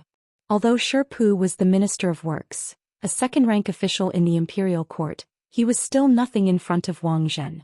Not only did he not want to offend Wang Zhen, but Minister Shi even got his current position because of Wang Zhen's relationship. Naturally, he had to be extremely polite to Yang Qindong. He couldn't just send an order like he would any other official, so he decided to personally come. Yang Qindong attached great importance to Shi Pu's visit. His father Yang Rong had once been the Minister of Works, so their relationship was quite close. When Shi Pu arrived and entered the main hall of the Yang clan manor, he was greeted by a wave of hot air, but he couldn't see a single brazier burning. He immediately knew that this place had to have been installed with furnaces. He couldn't help but say with envy, Honorable nephew, your place really is like a paradise of immortals. Ah. Yang Qindong clasped his fist in the direction of the capital, a solemn expression on his face. Uncle sure praises me too much. This is all thanks to His Majesty's governance, allowing the realm to be at peace and the common people to live and work in peace. That's right, His Majesty is quite diligent. Sherpu laughed. The current Ming dynasty looked strong and prosperous, but that was just the capital left behind by Rinchuanji. When it came to Zhou Xian, he put eunuchs in important positions. These court officials, these representatives of Confucianism, were no longer as strong as they used to be. However, Sherpu wouldn't tell Yang Qindong these things in depth. After all, he was just a junior and didn't deserve any deeper guidance. Listening to Sherpu's nonchalant words, Yang Qindong chuckled without saying a word.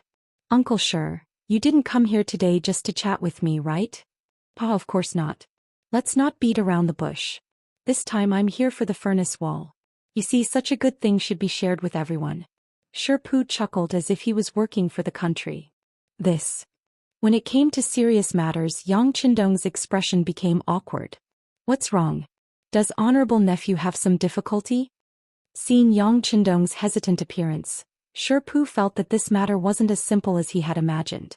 Yes. Yang Qindong finally nodded his head and explained, I won't hide it from Uncle Sher. When I first made this furnace wall, it was just an idea. Later on, I invested a great deal of manpower and resources to understand the principles. For this matter, Eunuch Wang also invested a great deal of money. Now that he has a share of the furnace wall, if I were to give it away for no good reason, I'm afraid that even if I agree, there will be others who won't. By raising Wang Zhen's name, Sherpu was using his influence to suppress others. Looking at Sherpu's appearance, it was clear that he wanted Yang Qindong to contribute the method of constructing the furnace wall for free. This was something that Yang Qindong couldn't accept. In the society of that time, there was no such thing as property rights. This was especially true for craftsmen. No matter how hard they worked or how much they invested, once they made something good, it would be promoted for free. As for the creator, he wouldn't receive any benefits. At most, the higher-ups would praise him verbally, but in terms of material benefits there was nothing. This was because from everyone's point of view, the things you made should be contributed. Since it was contributed, why should there be any benefits? Under the heavens, all good things should belong to the emperor, and not a method for personal gain. This seemed to allow more people to benefit, but in reality, it was extremely unfair to the creator. He spent money, time, and talent to make something that was easily used by others. His investment and output weren't proportional at all. In the long run, who would waste time to create something? Even if they didn't create something, they would still receive money. This kind of unfair treatment caused everyone to gradually lose their creativity. Now, Sherpu was asking for this craftsmanship as if he was an ordinary craftsman. Since he was born and lived in the Great Ming Dynasty, then the things he made should also belong to the Great Ming Dynasty. Therefore he should give it all to her. He was against this kind of working method in his heart, but he couldn't say it out loud. Why was everyone else like this but only she was special? Therefore Yang Qindong could only use Wang Zhen's name to suppress others. A while ago, the left assistant minister of the Ministry of War Yu Qian and the Sichuan imperial censor, Xin Yu, suddenly disappeared without a trace. No one knew if they were alive and no one knew if they were dead. When this matter came out, everyone's suspicions were pointed at Wang Zhen. This was because these two people had all kinds of conflicts with Eunuch Wang.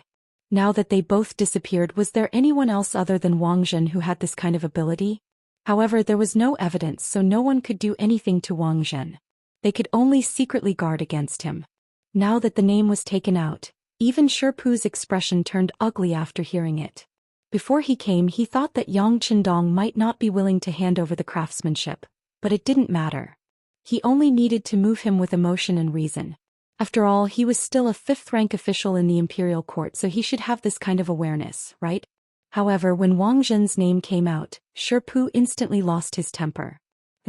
Then other than buying, is there no other way? Sherpu knew that forcing Wang Zhen to hand over the craftsmanship wouldn't work, so he tried to ask. This, logically speaking, is not possible. Yang Qindong shook his head. However, when Sherpu's face turned gloomy, he continued, However, since Uncle Sher has personally come, I still have to give you face.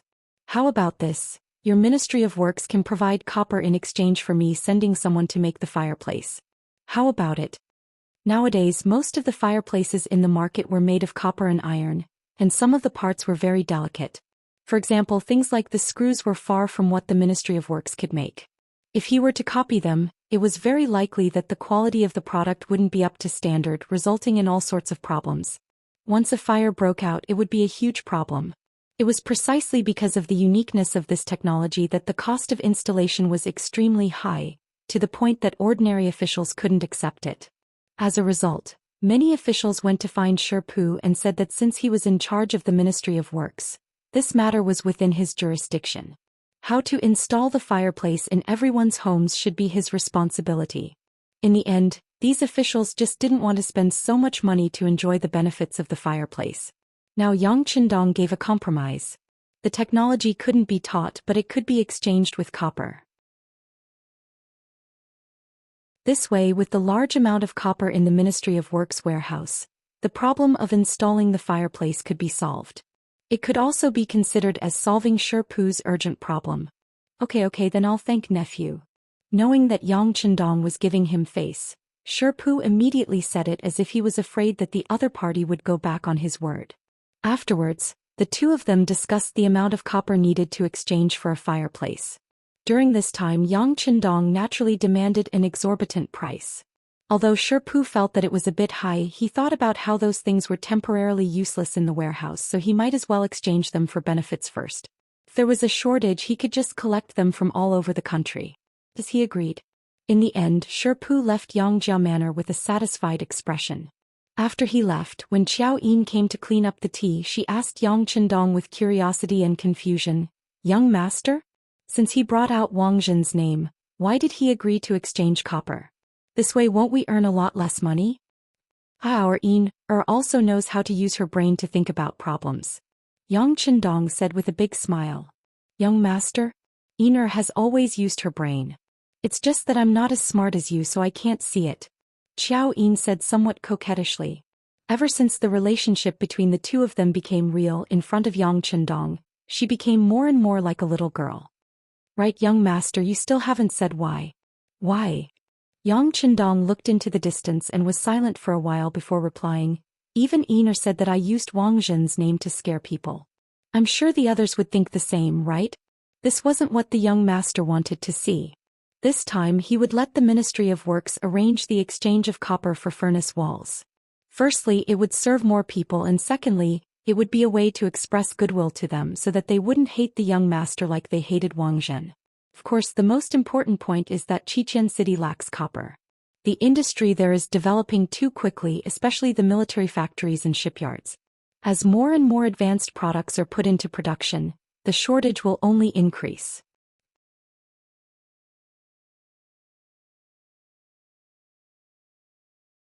Chapter 111. Although Gao Xiong and the others robbed at sea and obtained quite a bit of gold and silver, who would bring copper onto the ship? Now that we have obtained so much copper, we can solve their problem. This is something that no amount of silver can solve. Yang Qindong's explanation and reply allowed Qiao Yin to understand. She immediately said happily, "So you're saying that we've profited this time?" "Of course we've profited." Yang Qindong also smiled and nodded.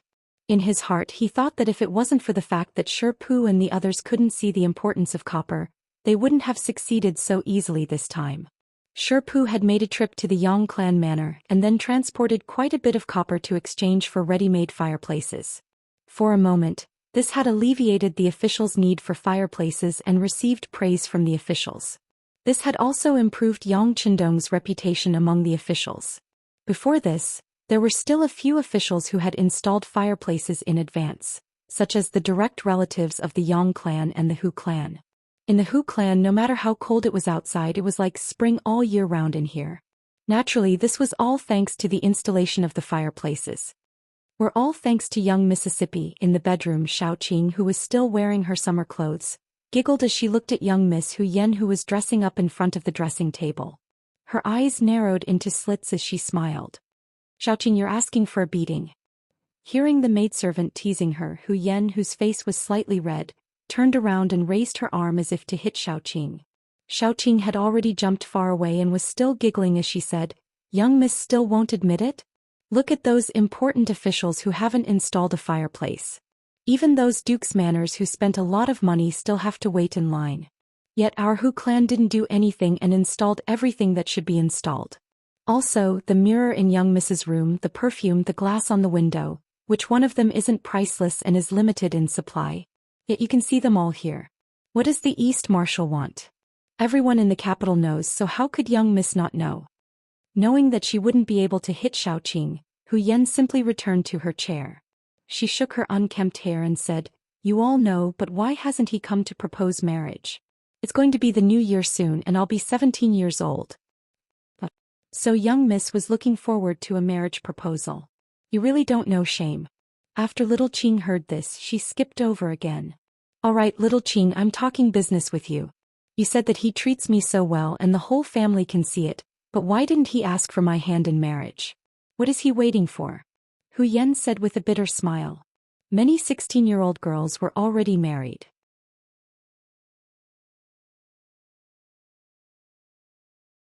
He was the one who issued a clear and loud order. "Let's go." Just as the order was given, the sound of the ship's engine starting could be heard. Back then, the ships relied on human power to move the sails when there was wind, but the oars when there was no wind. The biggest difference between the new ships and them was that they had internal combustion engines, usually diesel engines, that were connected by shafts and had propellers that spun. The propellers would stir the water, and the water would give a reaction force that would be transmitted to the ship through the shafts and diesel engines, pushing the ship forward. This way, not only could they save a lot of manpower and resources, but more importantly, they were extremely fast. It was only a distance of 20 miles, but they arrived at Deer Harbor in less than 15 minutes. They had never thought that someone would come looking for trouble from the sea. At this moment, the gates were wide open, like an unguarded city that never sleeps. It wasn't until the number 1, number 2 and number 3 warships lined up in a straight line and prepared their Type 90 60mm mortars to fire that the warships belonging to the first Shang dynasty in Deer Port finally came to their senses. In the dark night, it was impossible to see how many enemy ships were there. However, once they discovered the enemy, the 300-odd warships in the harbor were about to retaliate. When the alarm sounded, countless sailors ran out from the military camp on land. From the looks of it, they were about to board the ship to face the enemy. In the harbor, there were more than 10 warships from the first Shang dynasty that were stationed there all year round. They were about to turn and face the enemy. Attack! If anyone dares to retaliate, sink them all. In the command cabin, Gao Xiong issued orders as he stared intently at Deer Harbor for any signs of movement. Boom boom boom. Following the order, the number 1, number 2 and number 3 cannons on the number 1, number 2, and number 3 ships started firing at the moving enemy ships. The powerful flames were like the brightest beacon in the dark night, instantly lighting up half of Lekong. At the same time, a few moving warships from the first Shang dynasty were hit and destroyed. The powerful modern cannons had an unimaginable attack power. No matter what kind of ship it was, as long as it was hit by the cannons, it would immediately shatter into pieces. There would only be the sound of people screaming and not the slightest bit of resistance. 3 cannons at a time. After 3 consecutive rounds, the precision of the cannons made the first Shang dynasty's warships that were moving like snails into fixed targets. The only thing they could do was to become the target of the cannons and wait for the cannons to hit them.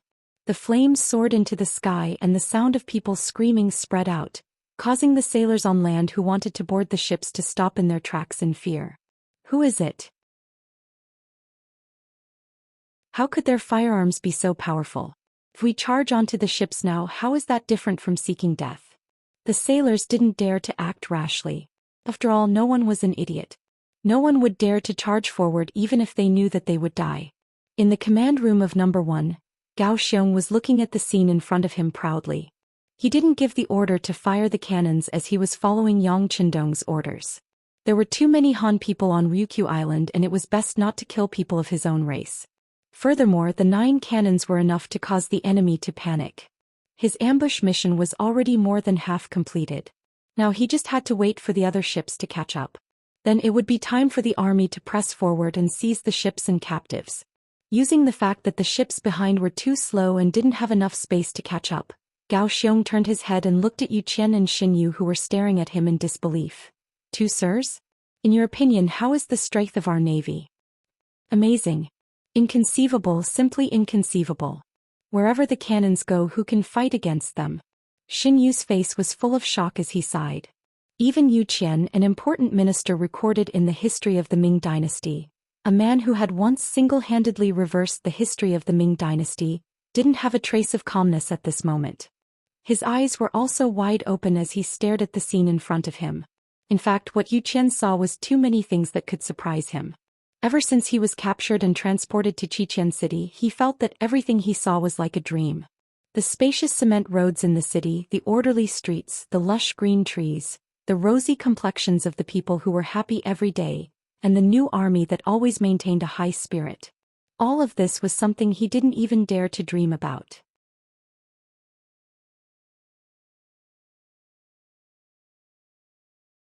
Chapter 112. Everyone had something to do and money to earn. Regardless of their birth, as long as one of their parents was Han, they would be able to receive a good education from a young age. When people fell sick, they would have money to treat them, and the greatest guarantee was the possibility of dying from illness. There were 3 meals a day, not 2. Not only that, they could eat meat for every meal, and everyone had new clothes to wear. This seemed to be something that only humans could dream of, right? But right now, all of this was happening in Crimson City.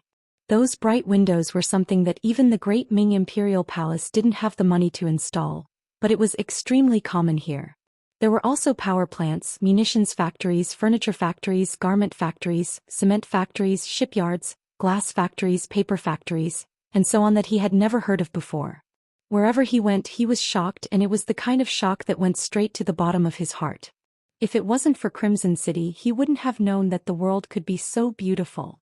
After 2 months of visiting, Yu Qian finally found out that this was the property of Yang Shima, who didn't have a high position in the capital and didn't have much authority. Everything here was made by this person. This place was even more prosperous than the capital in Nanjing, and it was actually the private property of the 6th young master of the Yang clan. Then what was he trying to do? Yu Qian couldn't understand, or rather he didn't dare to think about it. But after witnessing the naval battle of Deer Harbor tonight, he finally realized that his suspicions were about to come true. As an official of the Great Ming dynasty, the first thing he had to do was to spread the news of this place. It would be best if he could let all the officials in the court know about what was happening in Crimson City. But could he escape? And if he really did go out, would anyone believe him if he told them what he saw? Even if someone believed him, with the current military strength of the Ming dynasty, would they be able to defeat the new army in Crimson City? All sorts of thoughts flashed through his mind like a movie. Yu Qian realized that the expansion of Crimson City was unavoidable, and it wasn't something that could be stopped by human strength. Gao Xiong chuckled and proudly looked at the 2 people who were named by the 6th young master to take special care of. From his point of view, what important officials of the Great Ming dynasty. At this moment they had probably been blinded by everything in front of them and were scared out of their wits. On the land of Deer Harbor, thousands of sailors stood there, not daring to move. The flames in front of them seemed to be a warning to them. If they dared to step into the warship, they would be smashed into smithereens. Who wouldn't be afraid of death? This was especially so for the first Shang dynasty, who knew that they would definitely die and couldn't even pay their soldiers. Hesitation could be seen in the eyes of the soldiers. What's going on? Why haven't you boarded yet? What are you waiting for? A loud roar sounded out. Just as the Navy members were hesitating to move forward, a man wearing the first Shang dynasty's military uniform rushed over with his troops. General Pan has come. Some of the sailors had already recognized the identity of the person who had come. Pan Tao, the general guarding Deer Harbor. He was also one of the trusted generals of the first Shang dynasty's 13-year-old king, Shangda. It was because of Pan Tao's existence that Deer Harbor became an impregnable pass. It became the biggest barrier between Xianxia city and the first Shang dynasty. Pan Tao also heard the commotion outside and brought thousands of troops over. From afar he first saw the flames that soared into the sky. Following that, he saw the thousands of sailors standing together on the shore in a mess. Seeing that a huge battle was about to happen, all the sailors actually didn't board the warship but stayed on the shore. Instantly he was furious. Just as he got closer, a loud roar sounded out. The sailors who were originally hesitating were all frightened when they saw Pan Tao bringing his troops over. They started to walk towards the warship that was anchored at the harbor. This Pan Tao was famous for killing people without blinking. If they stayed here, they would be killed by this person before they could be killed by the powerful cannons. Since they were going to die no matter what, they might as well try their luck on the warship. Over 300 warships, even if only a third of them managed to make it out, it would still be a bloody battle for the Yang family navy. Even if they had advanced weapons, casualties would still be unavoidable. The situation of the battle seemed to be changing. At this moment, the Yang family army that was already prepared on land began to move. Sniper rifle, can you find Pan Tao's exact location? Lung Song, who was hiding 800 meters away from Deer Harbor, used the night vision binoculars in his hands to see everything that was happening. When he realized that Pan Tao's appearance could cause chaos in the battle and increase the difficulty of taking over Deer Harbor, he asked the sniper beside him who was skilled in shooting. Reporting to battalion commander, there are too many people and they are too densely packed. We can't accurately hit the target. The sniper shook his head dejectedly. Was it because his shooting skills were bad? It wasn't that his observation skills weren't good enough or that the range of the sniper rifle wasn't good enough. It was just that there were too many people, densely packed and extremely chaotic. It wasn't realistic to want to take Pan Tao's life with one shot. Hearing that the sniper couldn't complete his mission successfully, a sharp glint flashed across Lung Song's eyes. He seemed to have made up his mind as he said, "Rocket launchers, get ready. Everyone move forward. When you have enough range, fire indiscriminately." Originally, he only wanted to take Pan Tao's life. However, the scouts found out that this person was entrusted with an important task by the first Shang dynasty's king, Shangda. It was impossible for him to surrender. Since that was the case, he could only kill him. Although this person was also a descendant of the Han people, if he died, more Han people would submit to him. No matter how he looked at it, it was worth it. However, the situation didn't allow it. He could only let Lung Song kill more people. War had always been cruel and there was no right or wrong. This was because history was written by the victors. Lung Song gave the order, and the 3 companies of 300 outstanding Cold Vanguard soldiers moved forward with him. Behind them were 2,000 auxiliary soldiers. Even though they were auxiliary soldiers, their movements were still nimble. Even though they were following behind the main soldiers, they weren't too far behind. On Deerport, because of Pan Tao's appearance, there were Navy members who were walking towards their ships. However, no matter how you looked at it, these people's speed wasn't fast enough. They were like crawling snails. All of you hurry up. Whoever is behind will be punished for disobeying orders. Behead. Seeing that this was going to continue, who knew how long it would take for them to form enough resistance on the sea? Pan Tao roared angrily. As expected, the moment the order was given, the Navy members' movements became much faster. In the new command cabin, Gao Xiong was observing everything through his binoculars. When he saw more enemies boarding the ships, he couldn't help but say anxiously, "This Lung Song, what is he doing? Why isn't he launching a land attack? Forget it, forget it. Order the cannons to extend and fire at the enemies boarding the ships." Boom boom boom. The 3 new ships fired 3 cannons as planned, hitting the intersection of the waterways in Deerport. The powerful shockwave from the explosion instantly took away at least 100 lives. The number of injured people who were hit by the shockwave was uncountable. After the 3 cannons were fired, Lung Song led the army to the left side of the enemy 200 meters away. Immediately, 5 rocket launchers fired at the same time, launching an indiscriminate attack.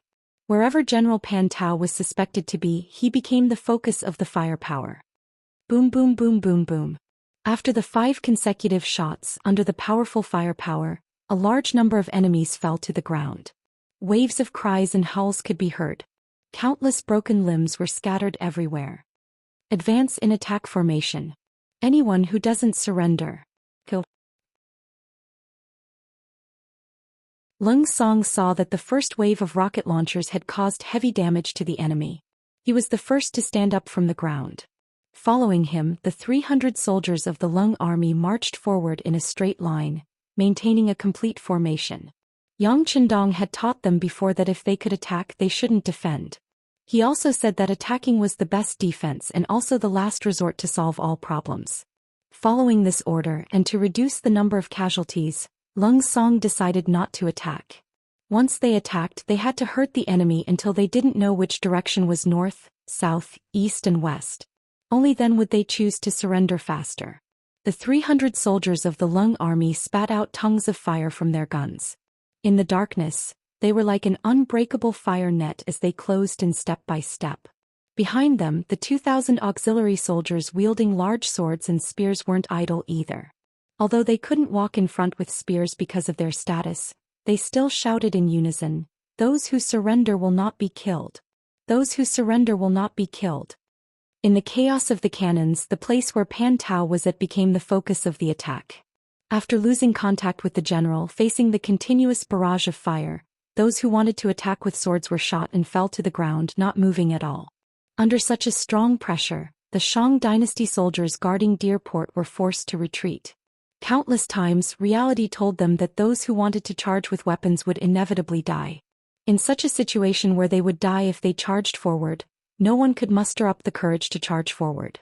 Just as the army was advancing with an unstoppable momentum, the Yang family navy finally arrived. Under the primitive speed of the boat, which only relied on the sails and the rowers, the distance of 20 miles took them nearly 2 incense sticks of time longer than the other boats. But no matter what, they still managed to arrive. Then it was the arrival of the army. The huge commotion had already created a psychological pressure on the soldiers of Deer Port. Those who kneel and surrender will not be killed.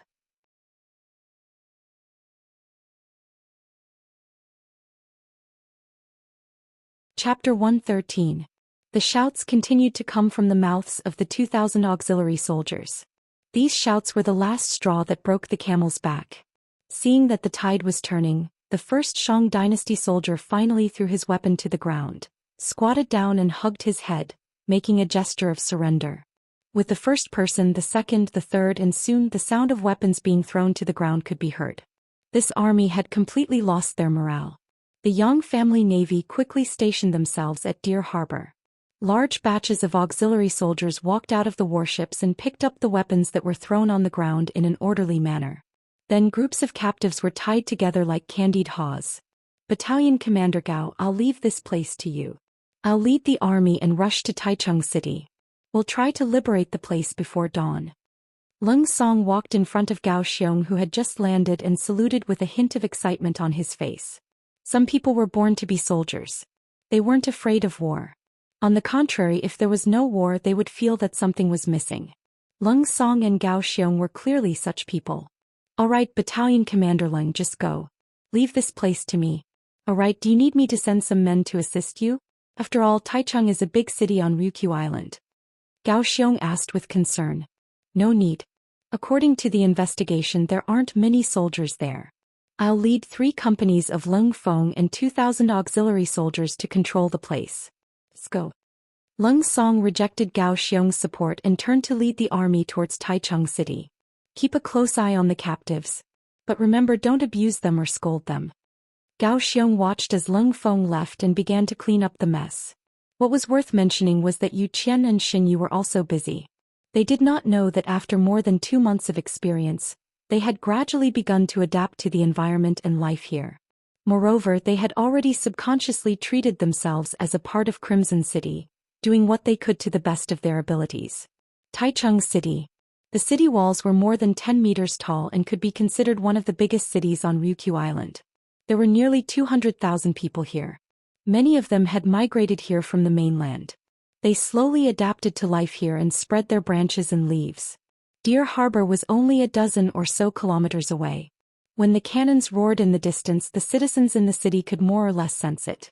This caused many people to anxiously stay at home, not daring to go out and ask around. It was like the darkness before dawn, causing the entire city to be under a terrifying pressure. It was as if any spark could ignite it. After more than an hour, Lung Song led the army to Taichung City. With their arrival, the city gates opened from the inside. This was the work of the infiltration team. The city gates opened and without much effort the army entered the city. Following that, they quickly took control of the important officials of the first Shang dynasty and the 4 city gates. As for the less than 500 guards in the city, they were either killed or surrendered.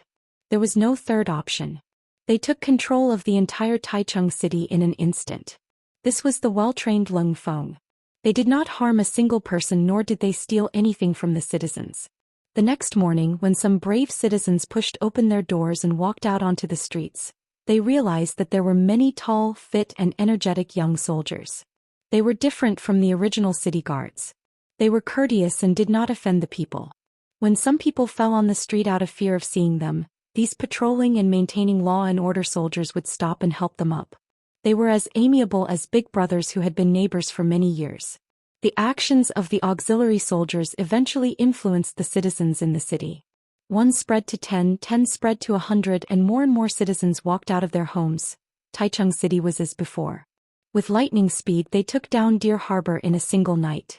Under the rapid march, they took down Taichung City without shedding a drop of blood. This caused the situation on Ryukyu Island to change drastically. Originally, with Crimson Castle as the base, it only took up 1/8 of the entire Ryukyu Island. However, after taking down Qishan, Alishan, Yushan, Lukong, and Taichung, they had taken over at least 2/3 of the island. The remaining 1/3 was where the first Shang dynasty's capital was located, which was the central north region. However, it was also the most densely populated place on Ryukyu Island. In the Battle of Deer Harbor and Taichung, they killed more than 1,000 enemies and captured more than 11,000 people. This greatly increased the population of the Yang clan, allowing them to reach a population of 400,000. Including the auxiliary soldiers, they had close to 10,000 people. They took over 300 ships and more than 5,000 sailors. This battle greatly increased the strength of the Yang clan. At the same time, it allowed them to become the strongest faction on Ryukyu Island. The Battle of Deer Harbor was a battle where they won with a small number of people. At the same time, it also proved that quality was more important than quantity. However, at this time, whether it was Gao Xiong or Lung Song, they didn't want to expand their gains and enter the central region. Under the rapid development, the Yang clan needed to stabilize and digest. They didn't want to continue swallowing. Otherwise, there might be internal chaos. Yang Qindong once said that battles had to be fought one by one and cities had to be conquered one by one. One shouldn't only think about conquering territory and neglect internal development. If that happened, the quality of life of the people would deteriorate. If that happened, the building might collapse at any time. What the new army needed now was to digest everything that they had just obtained. This might take half a year or even longer. These people needed to redistribute the land, learn new things, learn how to be hygienic and polite, and completely integrate into the Yang clan system. In half a year they would only learn the surface. Fortunately, both the new army and Yang Qindong, who was their leader, were young enough. They still had time to develop everything. Moreover, they could use this time to negotiate with the first Shang dynasty and see if there was any hope of peacefully taking over the central region and reducing the killing. Negotiation. This was one of the Yang clan's methods, a way to stall for time. They needed to digest their gains. Negotiation. This was indeed the only way for the first Shang dynasty to resolve the current crisis. After Leng Song expressed his willingness to negotiate, the other party's diplomatic group arrived. They were extremely humble and directly expressed their intention to submit. They expressed that they were willing to become a vassal state and were willing to pay tribute every year. However, they also stated their request, which was to ensure the existence of autonomy. With Taichung as the dividing line, the northern region would belong to the first Shang dynasty and the southern region would belong to the Yang clan. Such an outcome was clearly not in line with Yang Qindong's previous plans. He wanted to fully occupy Little Ryukyu Island. Since they couldn't come to an agreement, they could talk slowly. Once the new army digested their gains, they could start another war and completely solve the problem of Little Ryukyu Island. Yang Qindong's forces were developing rapidly. In the capital, he was quietly preparing for the new year in the Yang clan manner. 1449, the 14th year of the Zhengzhou dynasty. This year would be recorded in the annals of history. If everything went as expected, the famous Tumu Fortress incident would occur this year, signifying the beginning of the Ming dynasty's decline. In truth, from the moment he entered the capital, Yang Qindong had been thinking about his next move. He already knew what was going to happen. With Yang Qindong's abilities, he was completely capable of changing history and nipping in the bud. But he had never done so. In fact, he had only been using his troops on Little Ryukyu Island. In the Great Ming he had only been developing commerce and establishing Yongbao and the Immortal abode. He was afraid that if he made too big of a move, it would affect the course of history. In the current Ming dynasty, eunuchs were in power, causing all the ministers to feel insecure. Treacherous officials were in power, and even the position of eunuch was hereditary. If this continued, something would happen to the Great Ming sooner or later, and the only ones to suffer would be the common people. As a Han, Yang Chendong naturally didn't want to see his compatriots suffer. What he wanted was to see the Han grow stronger and become the rulers of the world. For this goal, the hundreds of thousands of Han brothers in the Tumu Fortress incident could only become sacrificial lambs. With a sigh, Yang Chendong thought about how many loyal officials and generals would die in the Tumu Fortress incident. This was a loss for the Great Ming, a loss for the country. But when he thought about how he couldn't do anything with his current status and influence, even if he mobilized the Chizian army, he might draw the ire of the imperial court and the tolerance of the Walla. After all, to resist foreign aggression, one must first pacify internal affairs. Young master, big sister is here. Yang Chendong sighed in his study when he saw Xiaoyin enter with a smile. Big sister is here? Hearing that Yang Fei was here, Yang Chendong immediately got up and went out to welcome her. Among his brothers and sisters, he had the deepest feelings for his big sister and he respected her the most. Other than the fact that she had raised him when he was young, it was also because Yang Fei gave him the feeling that she was like a mother. In the main hall of the Yang family manor, Yang Fei sat on a chair and tasted tea. Behind her stood two personal maids. Thinking back, when Yang Fei got married, the Yang family was at the peak of its power, so she naturally married into a good family.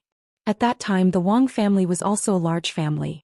Now, big sister's husband, Wang Meng, had become a rank 5 official at the Ministry of Rites in his early 40s. Wang Meng was a scholarly person and he treated Yang Fei with respect. The two of them had always lived in harmony. Yang Fei was knowledgeable and had the style of a noble mother. The entire Wang family was managed by her in an orderly manner, and she had been praised by many people.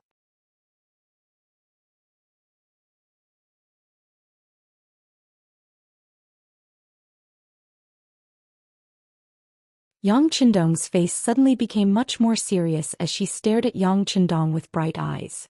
Hearing that big sister was actually doing this for Hu Yen, Yang Chendong coughed lightly and said somewhat awkwardly, "Big sister, little brother is still young. I don't want to. I have no choice but to do so. Let me tell you this time, don't play dumb with me. You have to give big sister a clear attitude. Is it okay or not? If it's okay, I will immediately send someone to the Hu family to propose marriage. If it's not okay, you have to tell them so that they don't get in the way." Yang Fei stared at Yang Chendong for an answer. The reason why she was so serious was probably because whenever she mentioned this matter in the past, Yang Chendong would change the topic, causing her to not know where the topic went every time. Today she had made sufficient preparations. If she didn't get an answer, she definitely wouldn't give up. Big sister's eyes stared closely at Yang Chendong, causing him to feel even more awkward. For a moment he didn't know what to say. He only scratched his head and said, "Little brother thinks that this matter really doesn't need to be too anxious." Yang Chendong, who had always been calm in the face of trouble and gave others the feeling that he was always successful and ignorant, was indeed at a loss like a child right now. This appearance directly caused Xiaoyin, who was beside him, to cover her mouth and laugh softly. Not only that, the two personal maids following behind Yang Fei also had smiles on their faces. Clearly, they also rarely saw the sixth young master, who had always been calm and collected, reveal such a childish appearance. Big sister Yang Chendong, on the other hand, couldn't help but sigh softly when she saw Yang Chendong in such a difficult position. "Little brother, you might think that big sister is a little overbearing, but think about it. Hu Yen has always stayed in the word pavilion for you. Now she will be 17 after the new year. During this time, who knows how many nobles have come to propose marriage, but they were all rejected. She's waiting for you. Then even if you think that you are still young, you have to give her an explanation. You can't just wait bitterly like this. What is going on?" She wanted Yang Chendong to be responsible for her. If he couldn't bear this responsibility, then he had to tell her and let her prepare early. At the very least, he couldn't delay her. Yang Chendong knew that Yang Fei's words were very reasonable. He immediately replied, "Yes, big sister is right. How about this? I will propose marriage to the Hu clan at the end of this year." Taking a deep breath, Yang Qindong made his decision. This wasn't just because Yang Qindong knew that Hu Yan liked him. In fact, he also liked this playful and cute girl very much. In addition, her background was the granddaughter of the Minister of Rights, Hu Shao. She was definitely a descendant of a prestigious family. Marrying such a girl would also be helpful for him when he wanted to leave in the future. This was equivalent to him finding a strong ally in the imperial court. Yang Qindong finally gave an answer. Yang Fei let out a long sigh of relief. Okay, little brother, this is what you said. I will reply to the Hu clan like this. When the time comes, you can't go back on your words. I won't go back on my words, I won't go back on my words. Yang Qindong shook his head and smiled bitterly. He really didn't expect that his first marriage in 2 lifetimes would be completed under pressure. Of course, this was also his own choice. If he didn't want to, then in this world, there really wasn't anyone who could make things difficult for him. Seeing that the young master had finally decided on his marriage, Qiao Yin was also happy. Although she was already the young master's bed-warming servant girl and had even done the deed of husband and wife, she was very clear in her heart that with her background, being able to reach this step was already very difficult. Wanting to become the main wife, this was simply impossible in the society of that time. Fortunately, she had interacted with Hu Yan before. This girl was kind-hearted and should be easy to get along with. Finally deciding on marriage when the news spread back to the Hu clan, Hu Yan was naturally full of joy. Although she still had to wait for nearly a year, she was willing to endure it. In her opinion, she was destined to be the Dong Shuai's bride. As for the night, it wasn't a big deal. The clan head was getting married at the end of the year. When the news spread throughout the Yang clan manor, all of the villagers were extremely happy. Ever since the patriarch came to the Yang village, the villagers' lives were getting better day by day. Today, during the new year, each family was given 20 caddies of meat and 2 taels of silver. This kind of treatment was something that even their ancestors had never experienced before. For a moment, everyone was overjoyed. The bells of the new year rang out, and the capital fell into a celebratory mood. The Immortal abode didn't require any seats. Every day several thousand people came in and money poured in. The novel programs and moving music made everyone who entered applaud. Naturally, this place became a popular place for wealthy guests. Just the number of people who applied for membership cards increased by several times.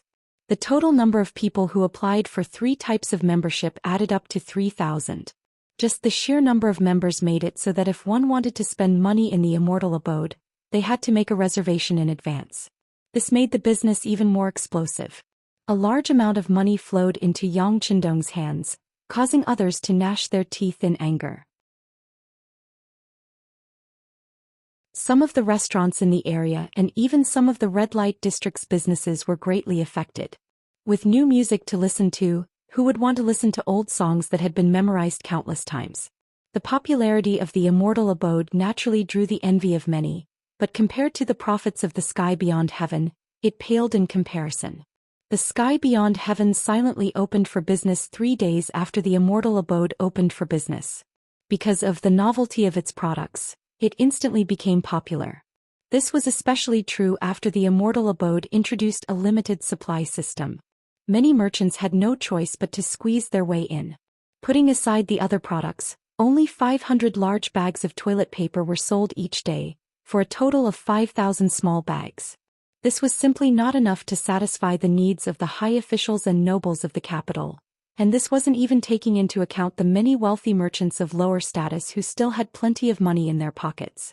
After getting used to this soft paper, who would want to replace it with anything else?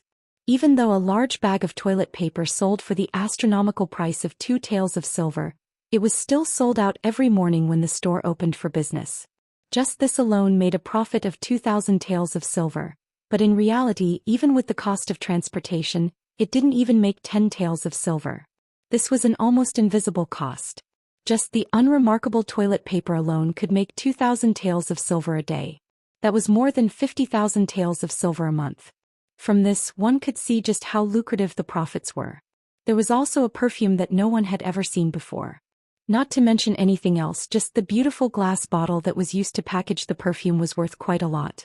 Only 100 bottles were sold every day, but each bottle was sold at a price of 50 taels.